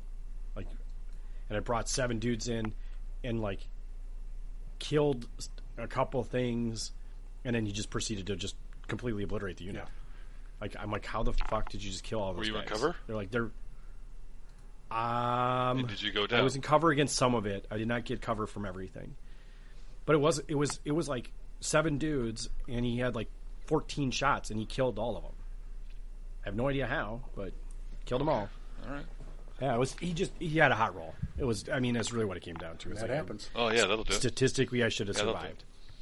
Yeah. And I think he proceeded. He took him 2 rounds to do it, and I went down the second round, and he still somehow killed them all. I have no idea. Anyway. Yeah. So, I think I'm like mine with Jeff there. I think the order dice limit really kind of levels the playing Yes. field a little bit across Particularly between armies that have a much easier time of spamming a billion units. Right. It definitely reigns in Japanese Right, armies, but- some Soviet lists. But it doesn't cripple them because you can still take all No, those no, units. no. It's Yeah. just, guys that are like, I'm going to take 15 garbage units so I can have an order dice advantage and always be able to get an order. Well, statistically have a greater chance of getting an order dice when it would be critical to me. Right. It reins that in pretty significantly. Well, and it also makes it for okay, so the Germans are almost maybe a little bit more competitive than they normally are because okay, I can get to 13 or 14. I'm not going to get blown out by the 22 list or whatever. I'm only going to be in a couple away from the top. I know where the limit is. So that's nice too from a standpoint of just being able to make your list. Right, especially And for it's not Germans. taking away your defensive down either, which is No, a right. pretty key decision in most cases. Yep. That's As far as trying to think the right word here, balancing the meta, so to speak. I like that solution a lot better than pretty much any other solution I've seen presented. Then limiting how many platoons you can take. Limiting how many platoons you get, or limiting multiples of things, or limiting, Right. any of that stuff. I much prefer just limit the number of order dice and let the chips fall where they may. And it's order dice in the seems- bag. yeah. It's not even units you're taking. It's just the order dice in the bag. Right. Yeah, it's that levels that draw advantage. You can bring 30 units if you want. You just only get to activate 16 a turn. Right. Fine by me. Yep. Well, when I see some of these massive spam lists, half the time they're just putting random units that have no cheerleaders, for lack of a better word. They're absolutely cheerleaders. Just put them in ambush and they're doing nothing the whole game anyway. It's just okay, that's a really, really dull game if you ask me. Don't look at my Indian list.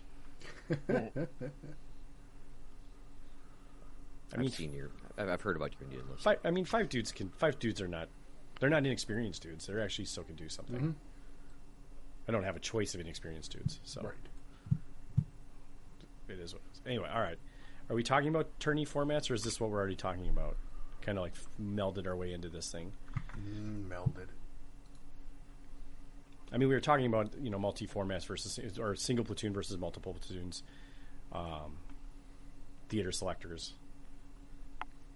like how do you do this? Like, I guess I don't know. Like I like the two tournaments that I know about, right, are Operation Sledgehammer and Operation SNAFU, right? The big significant difference is that the points are a little different, and we lower the limit on the bigger point limit, which I think is 1250 with 12 dice is it's a very interesting format in my opinion. People seem to do it and not always bring giant ass tanks, which is kind of interesting. Yeah, it means probably more veteran blobs and shit. Right. I don't know. You know, yeah. I mean, you say that, but I see a lot of very creative lists come out there. It's never just been. Some people are like, oh, well, if you do that, then it's just going to be all the same veteran list of everything. That's never been anything I've seen. I have not seen that either. I feel like you see a lot more things you wouldn't normally see, right? Like Chinese cavalry list, like probably would never see the light of day if they knew they were going to be going up against much bigger armies. Right. I don't know. Yeah, I don't know. Well, and even so, like even the most obvious choices of, okay, we saw a Tiger 1, we see a Pershing, we've seen some cool shit come up. Like nobody brings those because they feel like they can't. Because they're too expensive in a normal list. And honestly, they probably still shouldn't bring them, but I don't know. It's just bad points value. Yeah, and the ROI is not very good on them. Yeah. Right. Yeah, there's better ways to use your points still. I don't know. I think I like the order dice limit. I think the idea of having varying types of army or various types of tournaments to go to really encourages like good play, right? So like having to build a list in different ways or do different things is super important to me. So like having every tournament be the same or having a standard, I don't like. Right. I don't think that's a good way of doing things. Yes. Personally. Change it up. Add some variety. Right. Like have a straight up like 1,000 point, no holds barred, do whatever you want, feel free. You're going to get some variety, or you're not going to get as much variety. I think that's the least variety, actually, in my opinion. We saw that at WTC, didn't we? I mean, I don't know about you guys. I saw basically the same list 5 games. So, well, yeah, you kept getting put against the same kind of shit. No, I saw. I don't know. I feel like they're all very similar. Well, I mean, okay, if you're facing Stuarts, you're facing Stuarts. Like, that was, so I faced the Stuarts at least twice. I faced the Australians, which was the bizarrest thing ever. Like, I never expected that one to see happen. I don't know. I guess my games were varied enough that I didn't feel like that, but I know, Jeff, that your games were you were getting put against shit you didn't want to see, so. Yeah, somebody had to take it. I played a very similar Japanese list 4 times, so. Yeah. Dale's was the most interesting list I played against. Even in the same game. Even in the same game. Ouch. When it's... Yeah, anyway. Sorry. Let's talk about some other stuff that's happened in tournaments lately. This was an interesting thing that's happened. I'm sure people have heard about it because I think other podcasts and stuff in YouTube have talked about this already. I heard about it on Bo's channel. Yeah, so like I think Dave from WTC was on Bo's channel, right? Yeah. Yep. So the WTC last year when we were there, as the winners were announced, he brings out these giant ass checks and hands them to the players and says, "This is for your community to build bolt action in your community." It's kind of like a scholarship per se. I don't know how to describe it other than that. It just gives you an opportunity to help like benefit your community, which I think for the most part, I think most of them were like, well, we'll just run a tournament or something with it. Buy a bunch of train or something. Yeah, I have no idea what they did. Yeah, I mean, I don't think anyone saw anything come of it. I'm not sure they knew what they were supposed to do with it.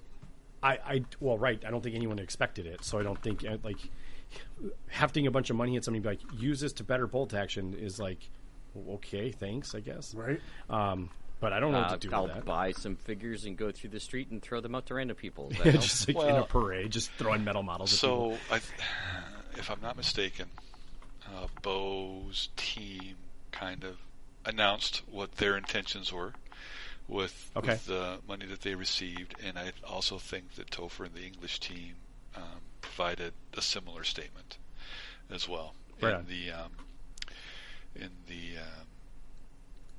the wake of having been given the money. So Right. I'm not accusing anyone of misusing the funds. I just think they weren't prepared to understand. Like don't think anyone was really understanding.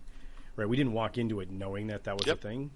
Correct. Right? It got announced like it was he made a big deal out of it, and it was like, this is a big announcement, and it was like Friday. It was Friday night or Saturday night? I don't remember when it was. Right. But all of a sudden it's like, hey, we have a whole bunch of cash to give out. And it's like, well, okay, that's bizarre. Felt weird. Felt really weird. And ate up like 40 minutes. Yeah, that too. It was a really long announcement. I mean, I think I like the idea of that part of it. Like you're helping these these countries that win promote the game in their own country. That sounds great. So that's not what's happening this year. Not according to what I heard on Bo's channel. Right.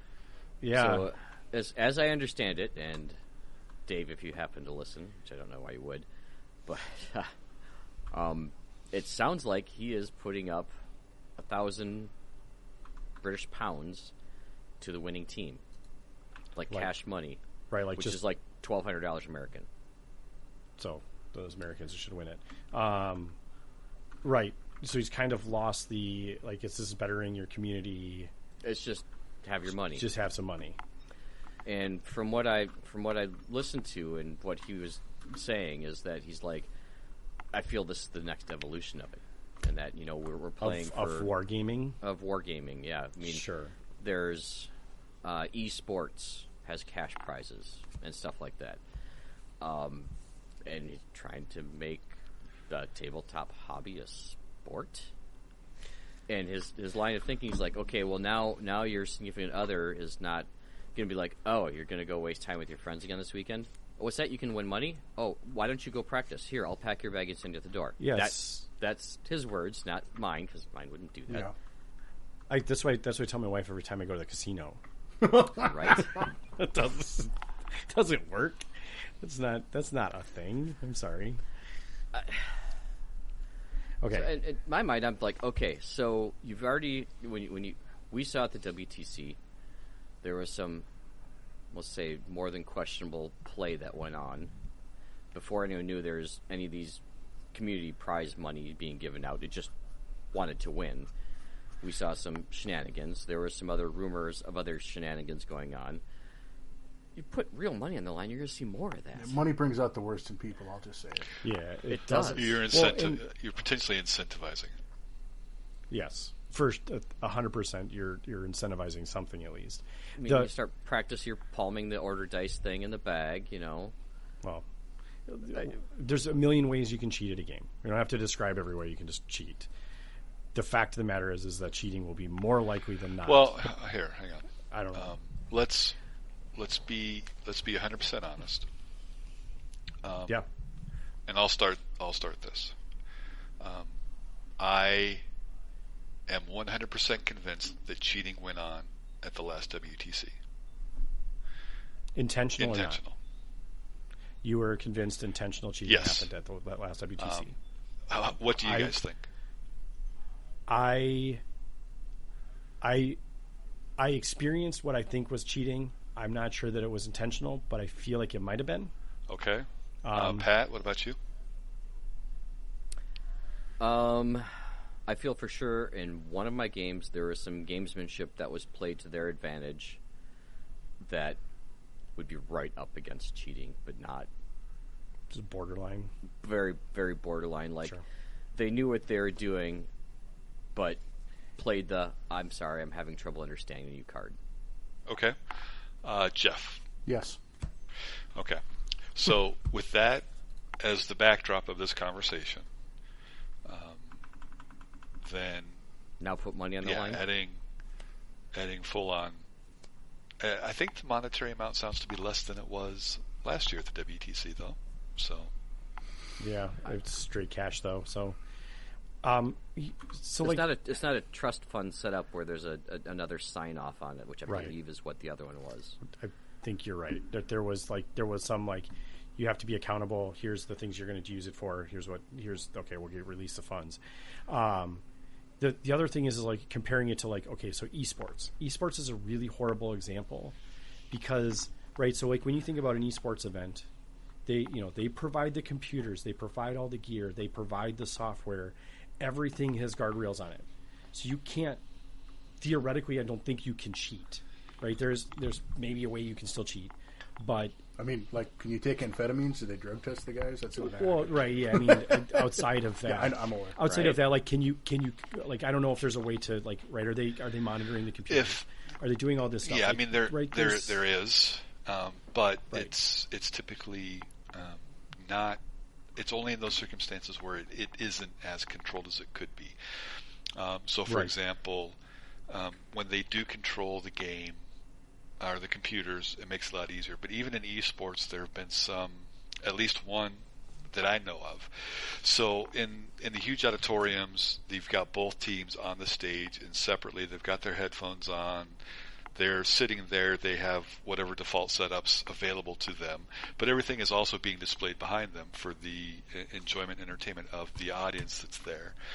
And there have been some situations where players in the game have turned around and looked at the screen and screen peeked to kind of see where the other team is at. So, so even with all of the controls that they do put in place, you do see instances of cheating in esports. Which is fair. Like I'm just looking at it from a standpoint of like there's a lot more controls, right? There's people watching, right? That's most likely caught by someone. Whereas like, how many referees did we have last year at WTC? One, maybe two. One that was free at all the time. Right, one. So one person wandering around and didn't want to make a decision and was unwilling to make hard decisions when it mattered. Well, there's the TO and then Paul as well, but Paul was playing, so.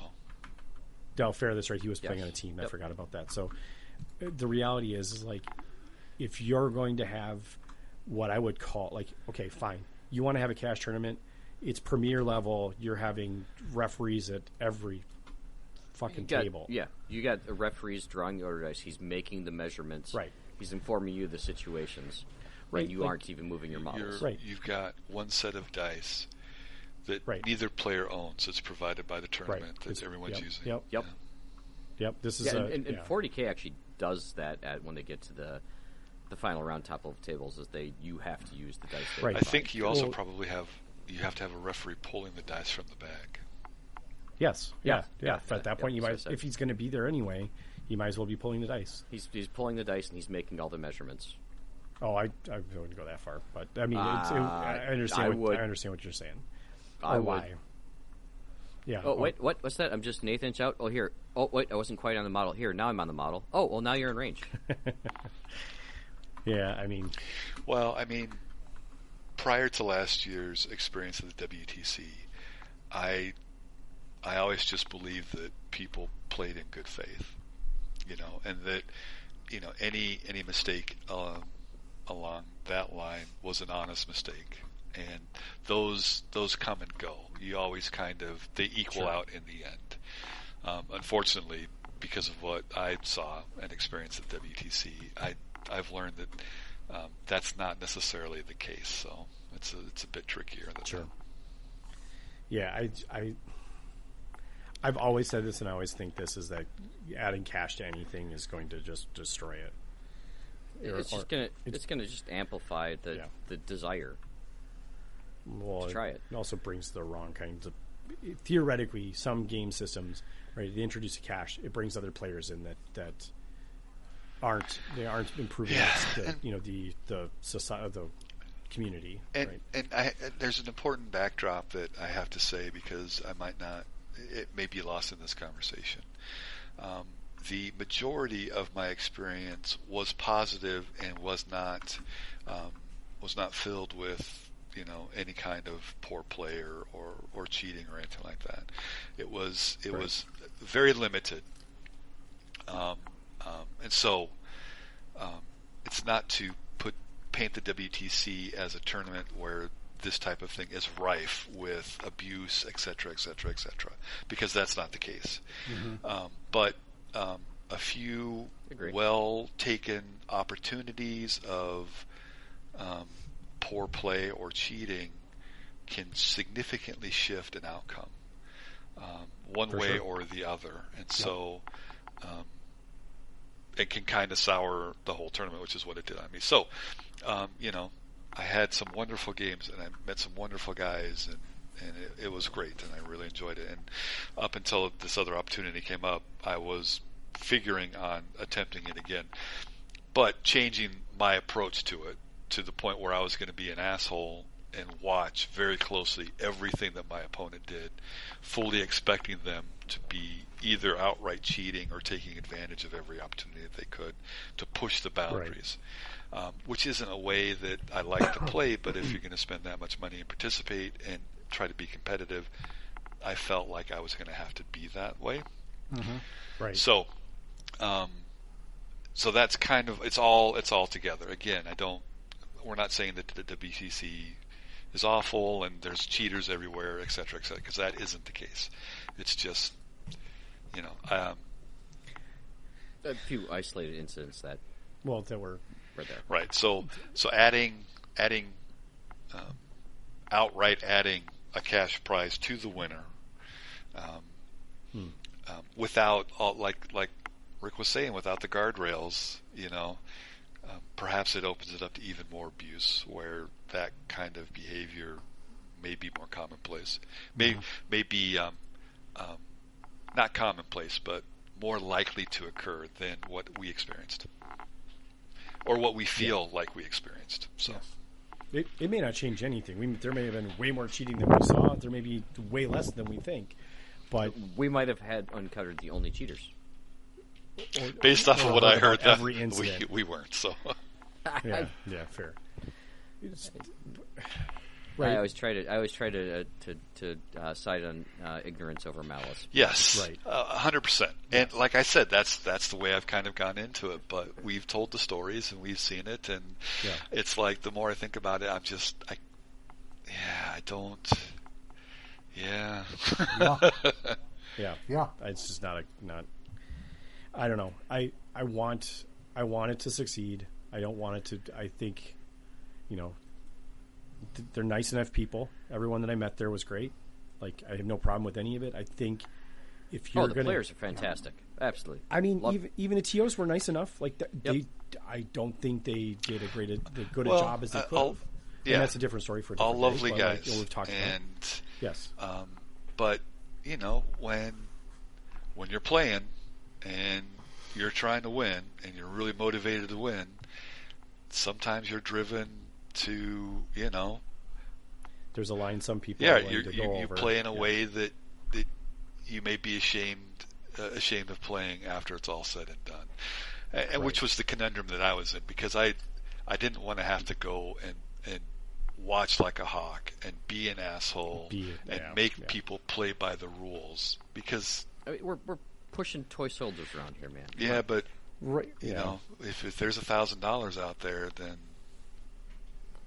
What was the chess thing with the anal bead translator? Yeah, exactly. that wasn't. I mean, that was a theoretical. Elon Musk decided that, but again, it's a great example. There's cash on the line.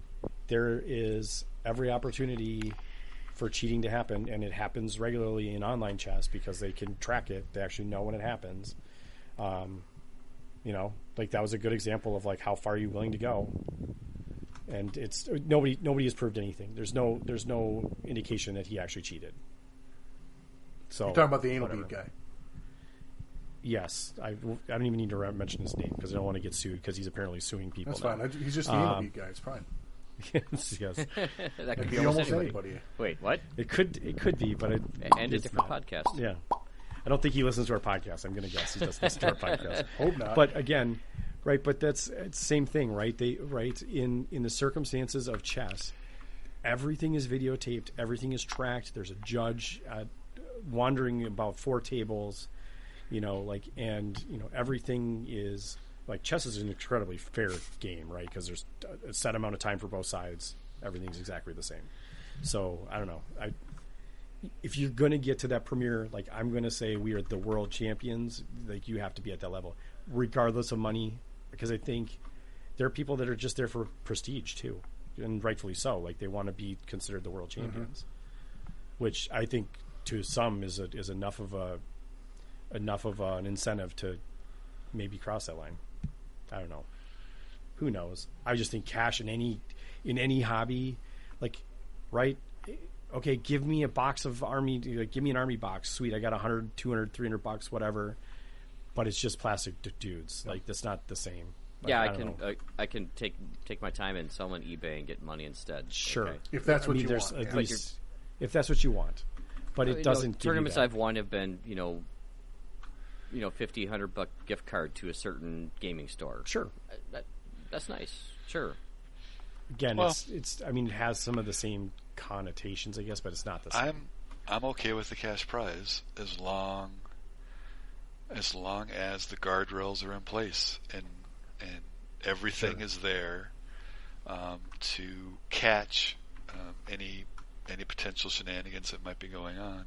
And if it happens, that there's a zero tolerance policy for that kind of thing. Right. Yeah, that is very key. I agree. I could be fine with it if that were the case. Yeah, 100%. But I don't know. I just don't see that happening, especially in this circumstance. Well, I mean, we'll have to see. We won't make it this year to this particular event, and right. But we know people who will. Yeah. And We'll get to hear all about it. and perhaps there will be standard dice all across all of the tables, and I mean, that should be the minimum, right? Is a cube of dice for every. There'll be a every referee table. at every 4 tables, or even more. Be great. Perhaps if anything does happen, there will be. I guess I don't know what the referee pack is going to be, but I honestly feel like there should have been some forfeitures in the last WTC. Some forfeits and some, hey, you aren't invited back to any more WTCs for a while. But we'll have to see. So I mean, fingers crossed. I loved going last time. Yeah. I think I said this a million times, and people ask all the time. Like, I loved it because it was Ireland. It was an opportunity to travel, see some pretty places, and the people were awesome. Like, all of the guys were great, regardless of the tournament itself. Like, hanging out with all those guys, getting to play games with people and talking to people was much a highlight as any of the gaming itself. Like, I don't know. Yeah, the biggest disappointment was the tournament itself. So. Yeah. Yep. By a good stretch. But whatever. I mean, it was. We probably bitched an awful lot about this. We still are bitching about it still. Like, whatever. I guess those wounds haven't healed yet, huh? No, I want it to be good. I want it to be great. I want to go back. Yeah. Show me on the bolt action dolly where they hurt you. So. It Right came in the up heart. because they're offering a fucking cash prize now. Like, come on, like that's going to open wounds. Your wife's not going to pack your bag and send you off to Europe to go win $1,200. No, she might pack my bags and kick me out of the house, though. Right? Well, it's a little different for us. I mean, it's a little. Yeah. That doesn't overcome the price of getting there. No. Well, that's yeah, not but even the plane if ticket. you're one country away instead of one ocean away, then Right, like the same as us. If we went to right, Iowa. it's a little different. Right. So Well, shit, we could get to and Atlanta it, for it's almost that. WTC. It doesn't have to be for us necessarily. Right. And so Well, yeah. I mean, I don't think Americans participated before us. Right. Even, did they? and It could be the European team championship. That's know. basically what it was. however Yeah, however direction that they want to go, I'm hoping that they can build it into an amazing event. And so, it's just if they can address at least the concerns that we've expressed on the way to whatever it is that wherever they want to go with that, then fantastic. So, we'll have to wait and see. So, it's based off of, for me personally, based off what I experienced the first time around. This is just one detail of it. I haven't listened to the interview with Bo and Dave yet. Maybe they've addressed a number of the concerns that we've outlaid or that I've emailed them about, and we'll see. And then it can totally work. So yeah. Well, I mean, there's maybe still an opportunity that this is the same as before, and it is actually still a grant, right? Maybe. Could we just be misinterpreting? No, if he's trying no. to do an esports thing, it's not a grant anymore. It's cash prize. That's fair. No, this is fair. money. Yeah, if he's referring to esports, you're right. That's not anything like Cash that. prize. Okay. And whoever All right. wins it, Well, hey, for congratulations. first So only. That's exciting. $250 a person. Congrats. I'm curious to see how it goes. If Pat were to say he's going to offer a cash prize, I'd be like, let's think about this a little bit better. I am not. I'm offering titles, plaques, and plastic. And gratitude, or prestige. Dale, I don't know, maybe you won some of the old tournaments that we used to go to. I think there maybe was some cash handed under the table at some of those tournaments. I never got any cash. Okay, I was wondering if maybe you had. I thought maybe the old one of the old Warhammer tournaments used to hand out cash, but not explicitly tell people that you win. None that I Right. won Okay. did I ever receive cash for. Okay. Did you ever receive future tickets for it? Like, did you get the next year's tournament or the same tournament? No, for? I may have gotten an automatic entry into like Adepticon championships or something like that. Okay, so you maybe got another Right. tournament, but not. And Bolt Action has done that before too. Yeah, and that's and not successfully, but I don't have a problem with, well, especially when your tournament's after Adepticon, it's a little hard. A little hard. I don't have a problem with that, and I don't even have a problem with like the like here's $50 kind of thing under the table. I'm pretty sure I've seen tournaments doing that. Like it's the grandioseness of like talking about it, like we're going to give away $1,000. Well, and here's the other thing too. If so, for example, I've done some gift cards for various things before. Sure, but they were only awarded after the fact, and the players had no idea they were going to get that. Right. That's what I'm saying. Is like there's not an preset announcement before. expectation that hey, this is up for grabs, so go do it. Go crush everyone and make their women cry and lament or whatever it is. Lamentation of their women. Yes, that's. I mean, yes, I said it whatever. It's late enough. It's late enough, boys. The idea just feels bad to me, right? Yeah, It's just. So, do we want to touch the next topic, or do we want to hold that one for later? I think we should talk about this right now because it's relevant to this conversation from a standpoint You're of not like wrong. of an expectation of what a referee does, and this referee, the World Arm Games. What the hell does Supported SP? play. Supported Referee's play. handbook. There you go.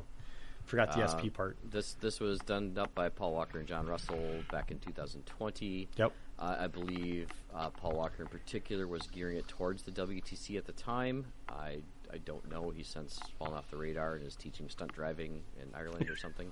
I don't think it's stunt driving. Scotland. Scotland, not Ireland. Scotland, yeah. yes.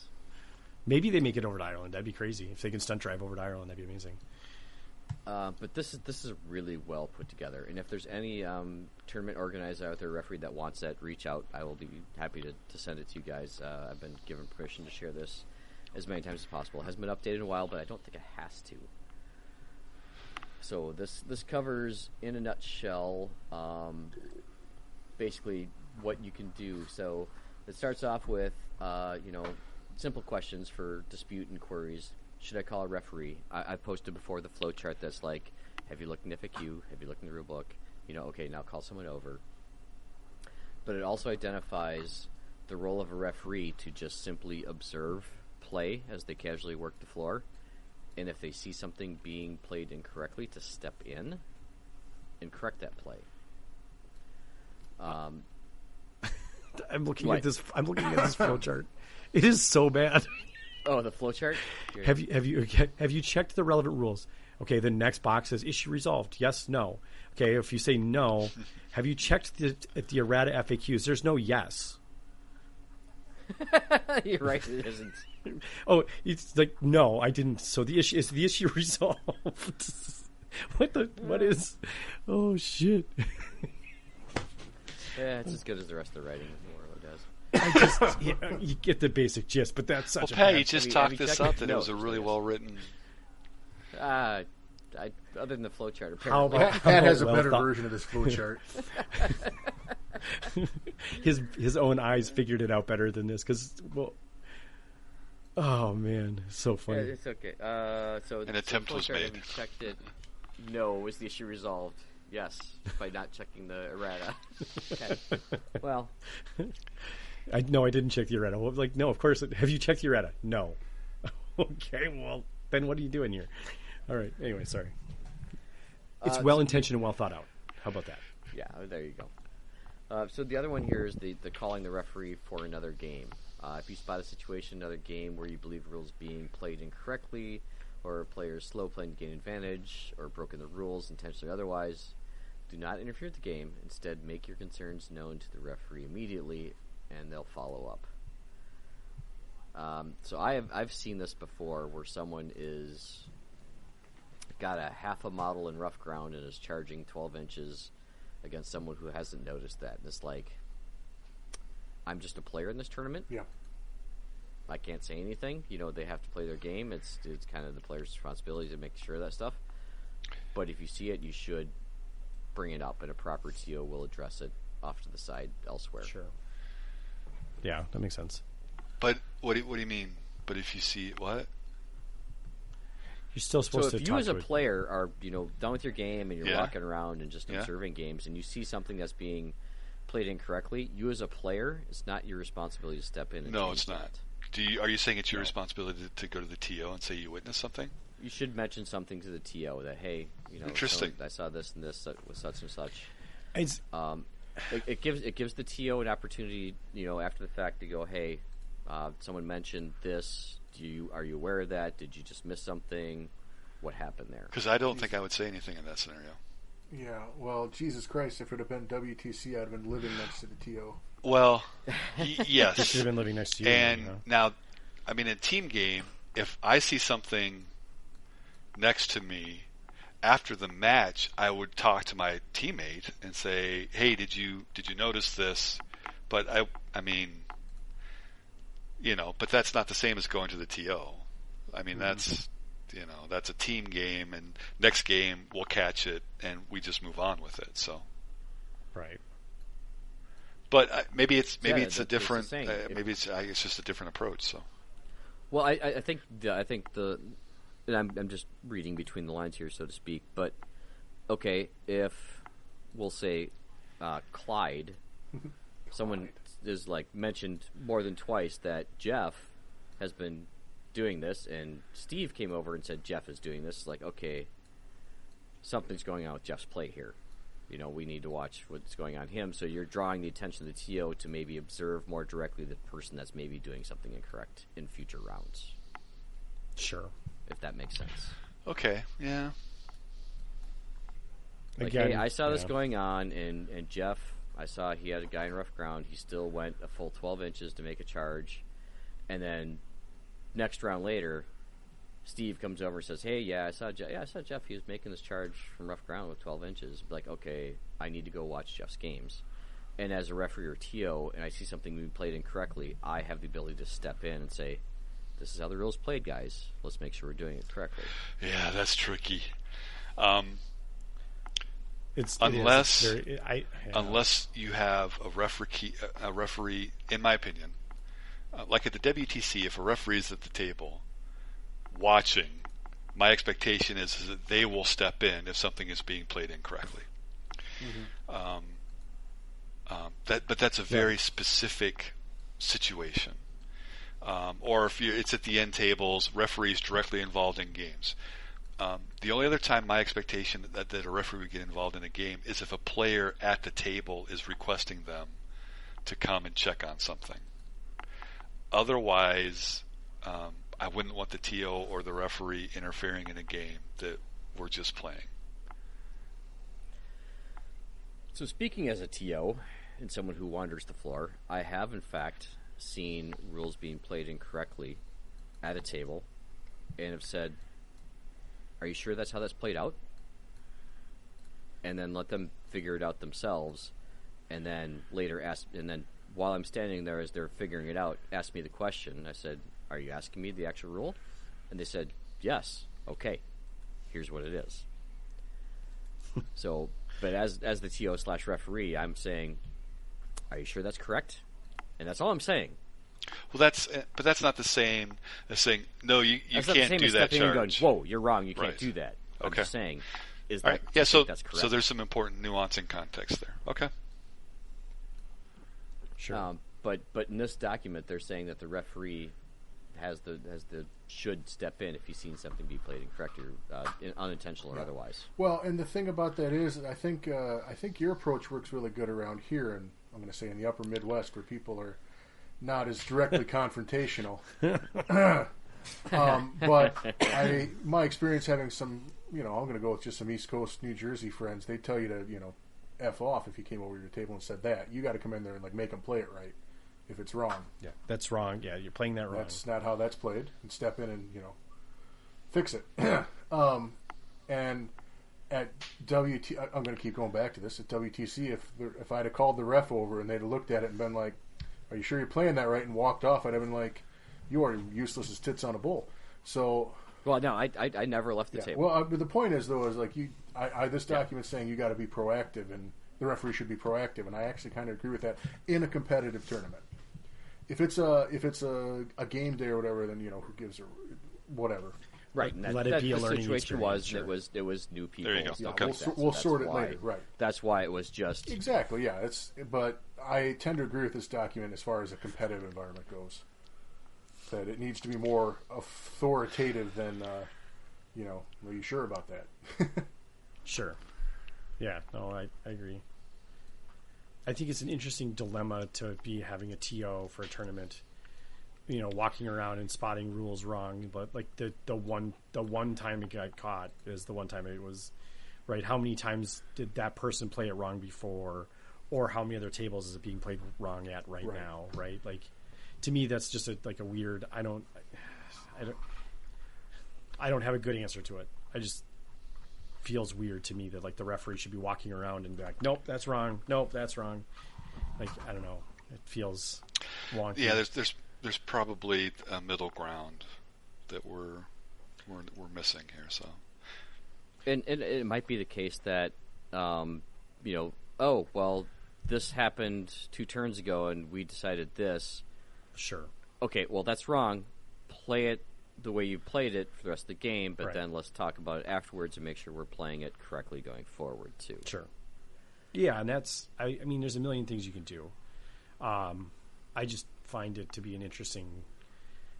I agree with Jeff. Being very direct in these circumstances is probably better, but I also how much intervening should a referee do? And the other when nobody's being judge, nobody's raising their hand and asking for referee to be involved.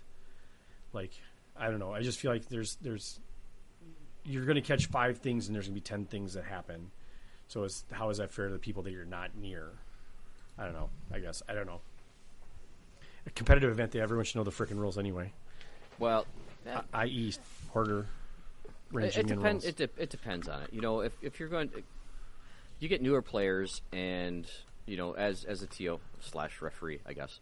Yeah. Right. I tend to hover towards those tables that have a book open. Sure. Yeah, it's fair. Because those are the ones that probably are far less experienced and I keep my are book open looking all the something time. up. And that's why I'm upstairs table. Yeah, I know. I'm realizing things now. So making sense. I mean, there's indicators that you can read visually from people who are uncomfortable, unsure about the rules, and you look at your tournament roster and you know the names that you've seen before and know that they've been there. Sure. I don't hover too often at John Stentz's table. He knows the rules. He knows how it's played. He can explain things. And when he asked me over for a question, it's like, oh crap, what did he run across now? He found the next rule that we're going to have to figure out with Warlord. Right, he found out our next podcast. Yeah. Okay, great. Yeah, you should be excited. Yeah, might not be able to solve it right now, but it's 3 hours of content. But yeah, and that leads to the next one: is that when the referee or TO makes a decision, that's what it is. End discussion, and that plays on. And if should you find out something after the fact, bring it up in between rounds, go, you said this, we played it this way, I just want you to know I found this entry in here, and he'll read that and go, okay, well, let's make sure we get it right going forward. Right. That's... and sometimes, as far as time-sensitive games are, it's like, a decision just has to be made, and that's all there is to it, and move forward. Sure. So yeah, and that covers the misplayed rule after the fact. It's like, okay, you just play it that way, but let's make sure we get it on the same page. Penalties. I hate having to enforce penalties. That's just wrong. But sometimes you have to. Well, I mean, and again, this is geared towards WTC, where this is totally relevant. I think, in my opinion, you should be enforcing penalties and doing things to to encourage clean play.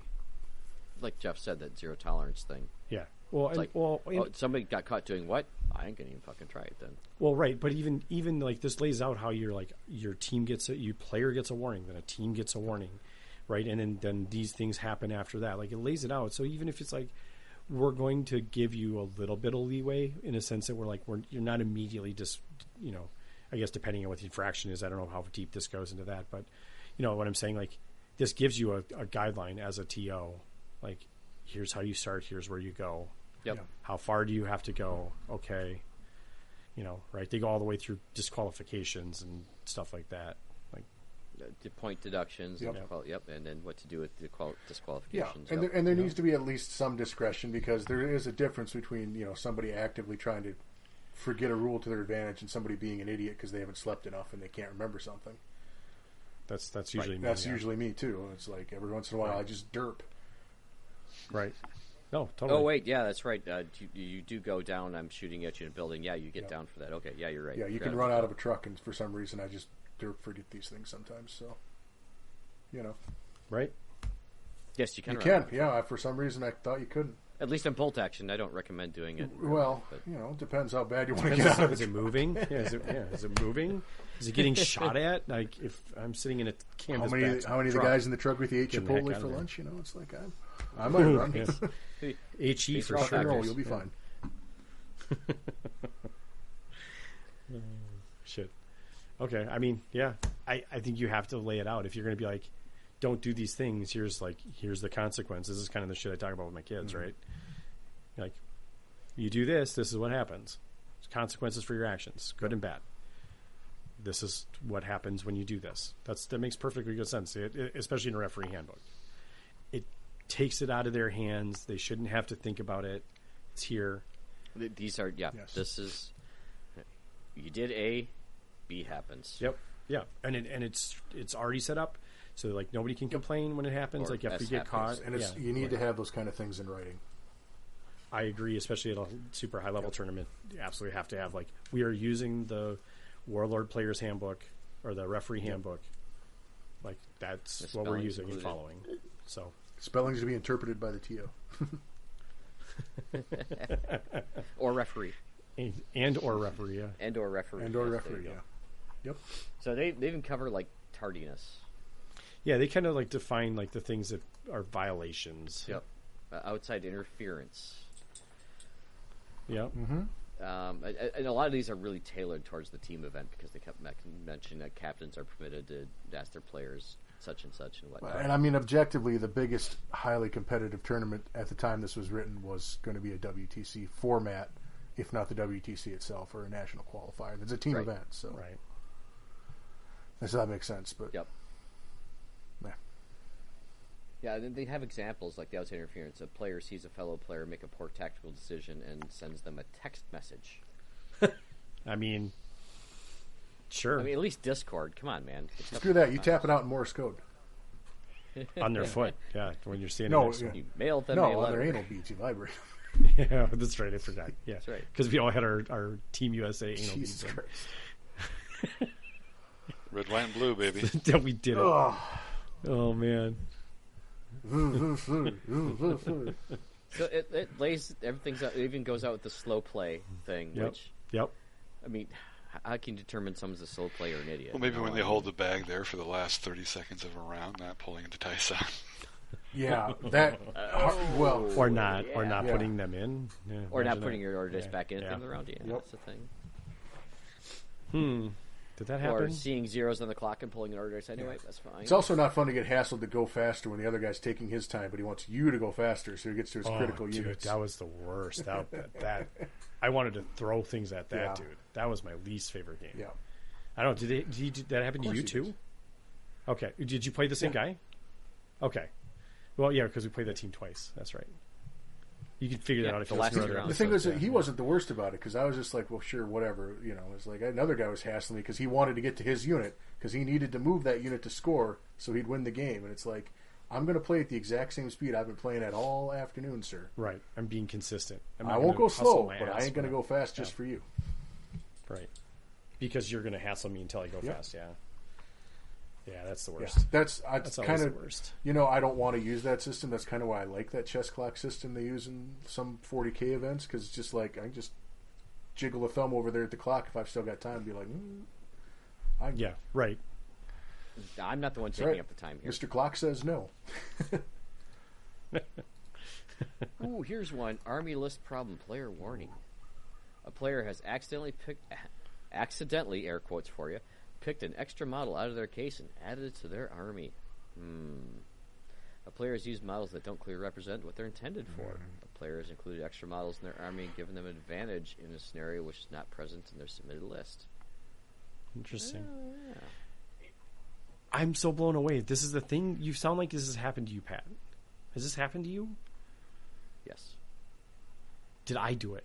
Okay. Because if I did it, I didn't intentionally do it. I've never played against you in a tournament, so. Oh, okay. Well, I did not. I would have actually accidentally done it. So I've also noticed lately that fewer and fewer players will give you their list to look at.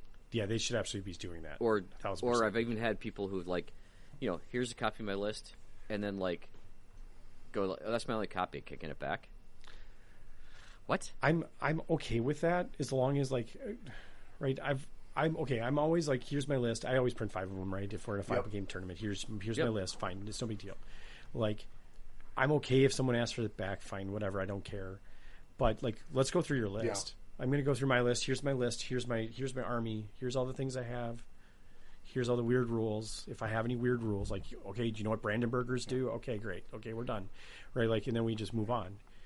But and if you do it, maybe your opponent does it. I don't know. Maybe they don't, and then you're like, now I have to start watching for 4.4 in the player handbook, a referee handbook. Yeah, I've seen. Let's put it. How can I best put it? So I have played a player who, talking to someone later rounds, had a different unit count when he played them than when he played me, as far as number of models in a unit in specific. It's like, no, he only had X amount in there. I'm like, he had a full strength squad. He made a full strength roll at least once with that. No, that wasn't full strength at all. I'm like, okay. Yeah. So I have a problem with that. So one of the things is, you should always just bring extra copies of your list for everybody you're going to play, right? You really should. I mean, full stop, that's what you should do. But yep. If you're going to give me your list, it's the only copy you got and you need it back, fine. But you better not be doing with some janky-ass list that's got like 20 Skaven rules in it that you're going to try and surprise me with later. And it's like, dude. Well, I guess, okay, so when that happens for me too, if a player asks, oh, that's my only copy, well, can I hold on until the end of the game? Can I give it back to you after the game so that I at least know what I'm facing? Like, that seems reasonable. Yeah, bolt action are open lists. Yeah. They're not like It's not hidden information. Right. Yep. They're open list info. Yep. So I mean, that's the other way of dealing with it, is just being like, can I give it back to you after the game? I've definitely kept a couple of copies in accident, like, and somebody tracks me down and like, oh, yep, here it is. Sorry, whatever. But at least it's taken care of. I don't know. See, when you really want to assert your dominance, though, when they hand you that copy of the list, you look at it once and just tear it up, and it's like, just eat it. I just eat it like I'm a spy. Sorry, you're supposed to have extra copies, man. Sorry. That was my copy. That was my copy. It was nummy. Guess you're gonna have to go back to. Sorry, I was low in fiber. Yeah. I got a little hungry. I'm sorry. Yeah, I mean, whatever. Okay, I mean, that's not in here, but everyone should be bringing lists for their own. That's the other thing too. That if you're doing a competitive list, releasing the list to all the players. That's another way to mitigate that too. Yes, I mean, I remember I read your list a couple days ago, and it didn't have that in it. Are you sure that's what you submitted? Yeah, like, Dale, do you know there's a truck in this one? Oh crap! I submitted that list. Yeah. What? I think there's more. To me, you have to go through it before the beginning of the game, right? Here's my list. Here's my army. I'm presenting you everything I got. Like, right, and hopefully my opponent does the same thing as a courtesy, right? That would be my expectation and how we get around this. And maybe that's why it's never happened with me, is because I always do that. Like, I always be like, I got 10 guys, here's the thing, go through all of them. It might take a little bit of time and it might eat 10 minutes off the clock, but I guess I'd rather know what you have than to not know, I guess. I don't know. Maybe it doesn't take that long. Well, if you have 2.5 hours, it's fine. But you get 2 hours, it gets a little tougher. 1,000%. For sure. That's one of the ones they need So to leave enough time. I mean, that's a tournament thing. There needs to be enough time in rounds, too. 2 hours is unfeasible anyway. Like you shouldn't be that short. In my opinion, it should not be that short. 2 hours is too fast for that, but yeah. Yeah. Well, it's too fast for almost anything. You can't even find rules in 2 hours. Well, yeah, there's no stopping to look up rules because that's going to eat up, 10% of the whole freaking game if you have to do that. Yeah. Yeah, that's another thing for prestige level tournaments. Like, got to be longer time. Got to have longer time for everything. Even more than 2.5 hours, in my opinion. But that's just me. So the pack even covers unsporting conduct too, which it should. It should. And what do you do? I mean, I've had players losing their shit before, and it's like, I almost want to do the same thing. My daughter's like, you need a timeout. Go sit in the corner for 5 minutes and figure out what you did. It's just like, you're an adult person. You should not be losing your shit at a freaking Plastic Soldiers game. Come on. I mean, I've seen some fun drama. A player uses loud, excessively profane language after poor dice rolls, as an example. I mean, well, fuck. What's excessively? Yeah, what's excessive? That's right. I mean, is one loud fuck allowed? Like how many ones do I have to roll to get at least a fuck out of it? Like, well, throwing the dice across the room. I have walked over and put them in the garbage before, but I have never thrown them across the room. I don't know if Chuck, Dale knows Chuck. Chuck at a Warhammer GT was rolling dice, and every time he rolled, he was rolling like shit. He was just having a horrible game. He would chuck them in the garbage can like across 2 rows of tables. Yeah, it was quite a ways away. He was just chucking them, and he was just launching them into the garbage can because he was done with them. But yeah. I mean, he was doing it in a funny and jovial way, but he was definitely not happy with his dice. Don't do that. I think I've only had one instance where I've had a player who's been just where the point where like everyone else at the table or around him was kind of like, feeling really uncomfortable here. Then that's when you kind of have to like step in and go, you're being excessive, cool it, or you're leaving. Got to be a bouncer. Give him a warning though first, yeah. It's sad. Only once has that ever happened. I've been like, okay, you need to take it down a notch or you're out of here. I'm sorry, Pat, for the actions I took that day. I don't think it wasn't you. I know it wasn't me. So I was joking. I had a guy get salty in a 4-player game one time, and the other old guy on my team was just not taking any shit, and they got into it a little bit, so that was kind of fun.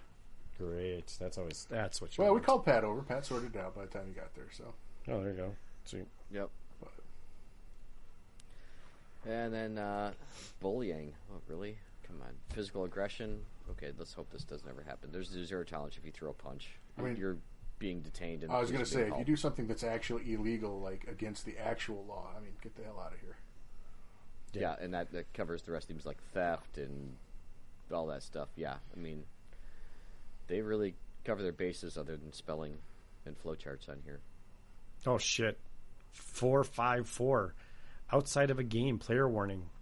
A player makes a public negative comment about an opponent or a referee from an event. During the event. Okay, we're good. We're good. It's during the event. It's like, wait, we're out. We're done. Shit, yeah. From the event, during the event. Okay, we can say anything we want now. All right. You gotta wait till the thing's over, then you talk back. All right, okay. Right, yep. And for the record, if someone ever takes a swing at me, I'm going to put you on the ground and then call Pat over. I appreciate that. You ever take a swing at me, I'm going to run like hell. So there you go. Good luck with that. That's the best defense. I won't catch anybody. Well, I'm not going to try and swing at you, Jeff. I know better than that. I'm not an idiot. Never. I think we've all proven that we can't catch people who are. Yeah, we have. That's right. Well, I wasn't there, even when motivated. Yeah, like I mean, Jesus, that was my bottle of vodka. And that kid was built like a gazelle. There's never a time in my life I could have caught that kid on anything less than a motorcycle. The only thing I could do is yell, "You little shit!" at him, and that was all. That was all. It was perfect, by the way. You sounded very old manish when you did that. I was very proud of you. I'm so sad you didn't be like, "Don't." I hope you throw up or something more. Get off my lawn. Yeah, a little more cursy. Game fixing and bribery. It's easier to do if you have a cash prize. Yeah, I'll split that winnings with you. Yeah, throw this game so I win and we'll split it. Yeah, that's right. Yeah. Yep. Oh boy. All right, it keeps going. Game. Yeah, I mean, appendix penalty quick reference. Yeah, it's a flow. It's not a flow chart, but it's It's a, Wait, what? An appendix? There's an appendix to the. That's not the index. I'm right. Okay. No, but it's got I nervous took an there index for a for a second, second there. Yeah. Wait, I don't even understand. Further penalties. Okay, Army list problem. Player initial penalty is player warning. Then further penalty is team warning, which that's hilarious to me. Tournament point deduction, game loss, match loss. Okay, so that kind of makes sense. If you've ignored the problem 5 times, you will get eliminated from the tournament. Isn't there only 5 rounds typically?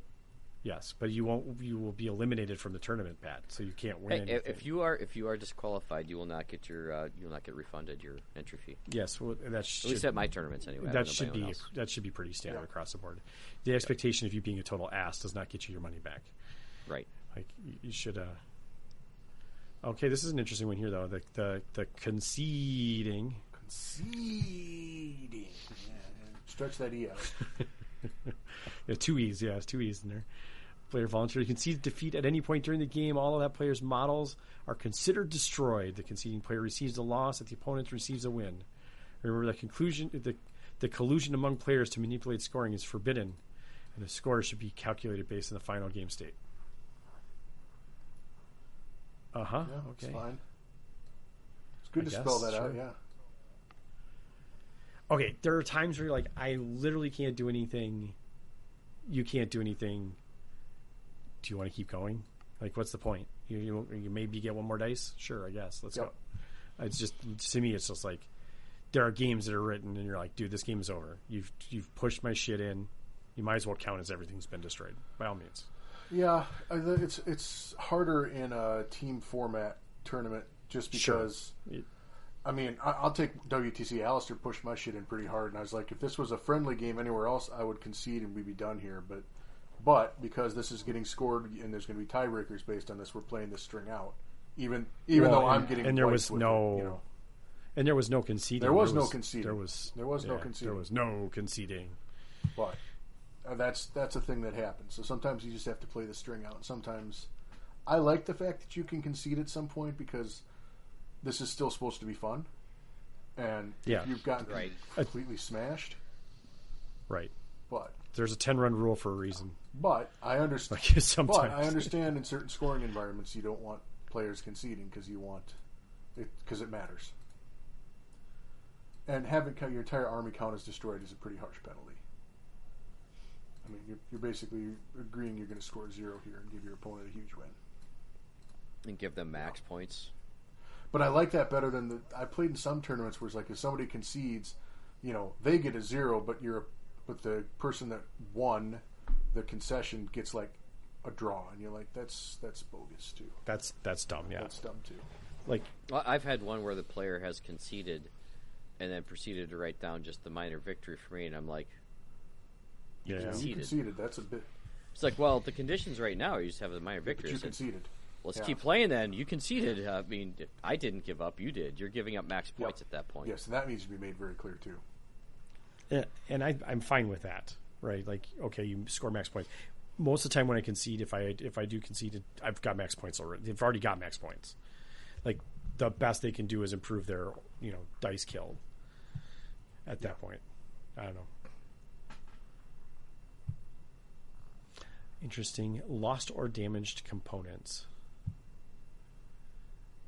This is an interesting one because I read through this and I was like, if they I don't lose agree their with this. fixed dice, on the floor, and they don't pick it up in time, the leader will give a player a time extension to their game in order to find a replacement. If the player cannot find a replacement within that time, they must concede the game. It's spelled correctly this time. If the player is unable to find a replacement by the start of the next round, they should be removed from the tournament. So if someone steals, like, what is an essential component? I assume the order dice. Their army? Their entire army. So if they can't find their whole army? or their entire. Maybe if they lost a single order dice and they only brought the dice they were expecting. Yeah, but really, you should just lose a unit then, and you keep playing. You just find the replacement. Player removal. Okay, like, so Jesus it Christ. goes into this like damaged miniatures. If the miniature is damaged and is in its damaged state, does not impede the progress to play the or WYSIWYG carry on and abides by the rules under WYSIWYG, carry on until a repair can be effected. The miniature does impede play. If a guy lost his head, you're going to count him as dead? Yeah, he can't shoot a gun. He doesn't have eyes.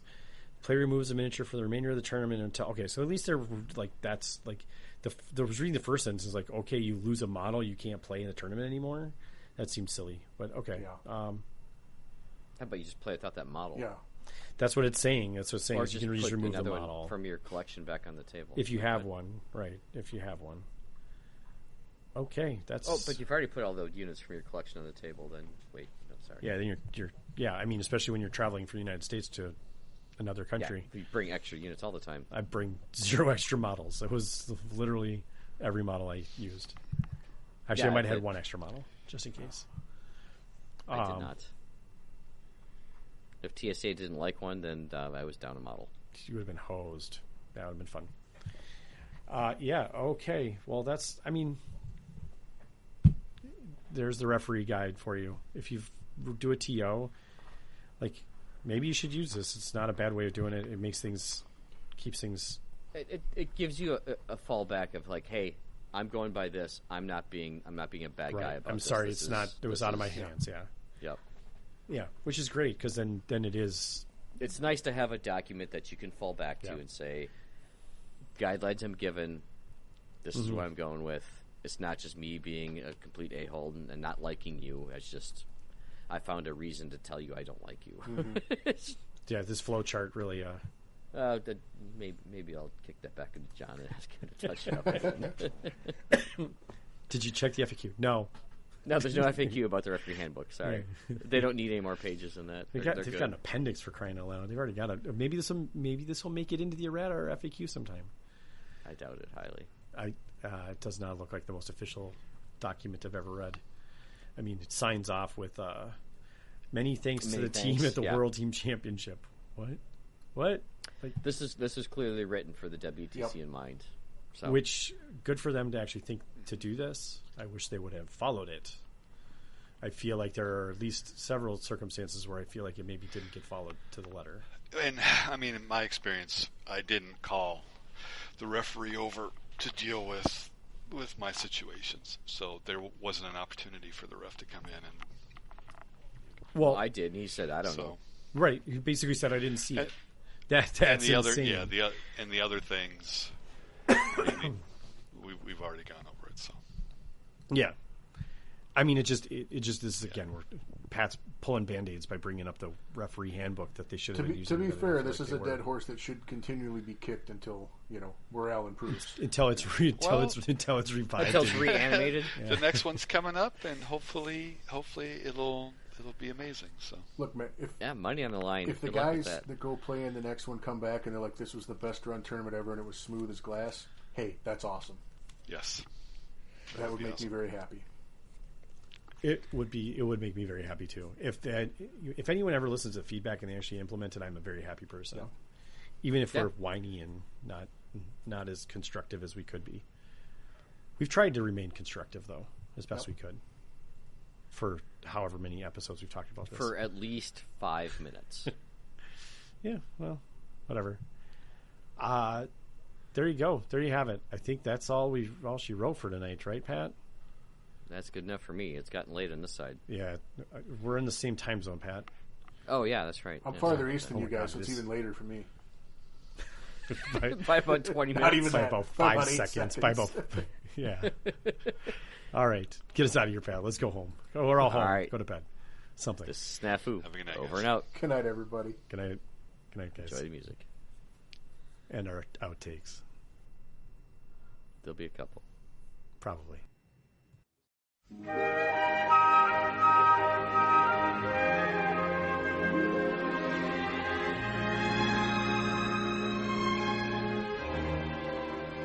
There'll be bluebirds over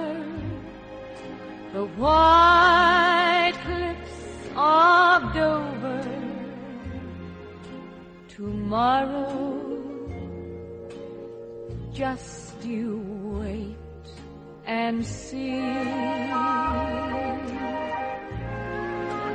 There'll be love and laughter and peace ever after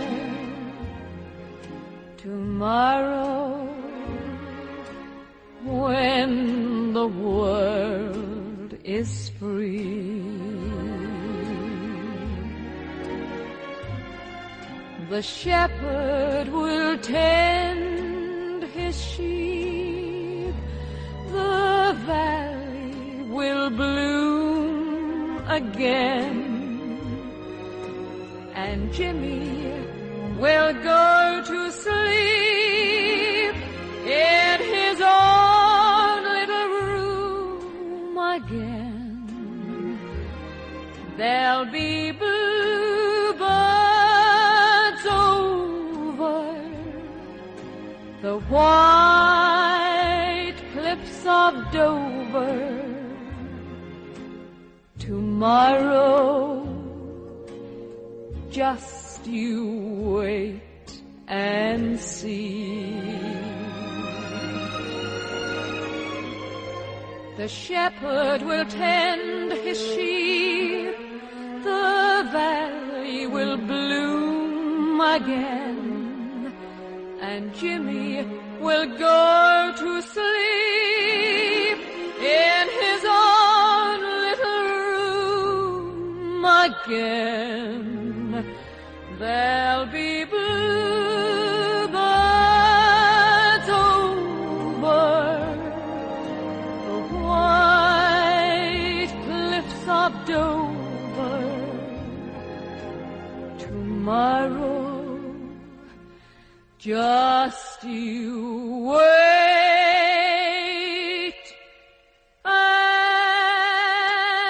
see.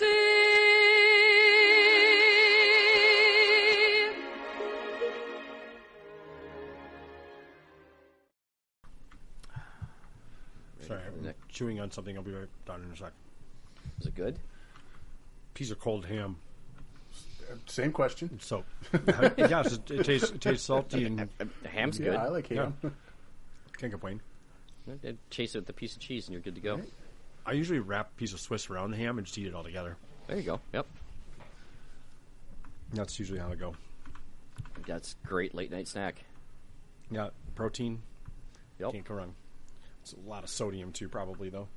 Yeah. Unless you cook the ham yourself. Even then, still it's is. depending on the ham, it's still. Yeah. Dude, I've made bacon myself. Yeah, it's still a lot of salt. Don't kid yourself. Well, that should gear us up for the next part. Yeah, right. I'm chewing on pretzels, so. Well, there you go. Pretzels. Surprised nice I and can't even salty. hear that. Yeah, What I usually mute when I'm chewing them. So that's fair. All right, good, Pat.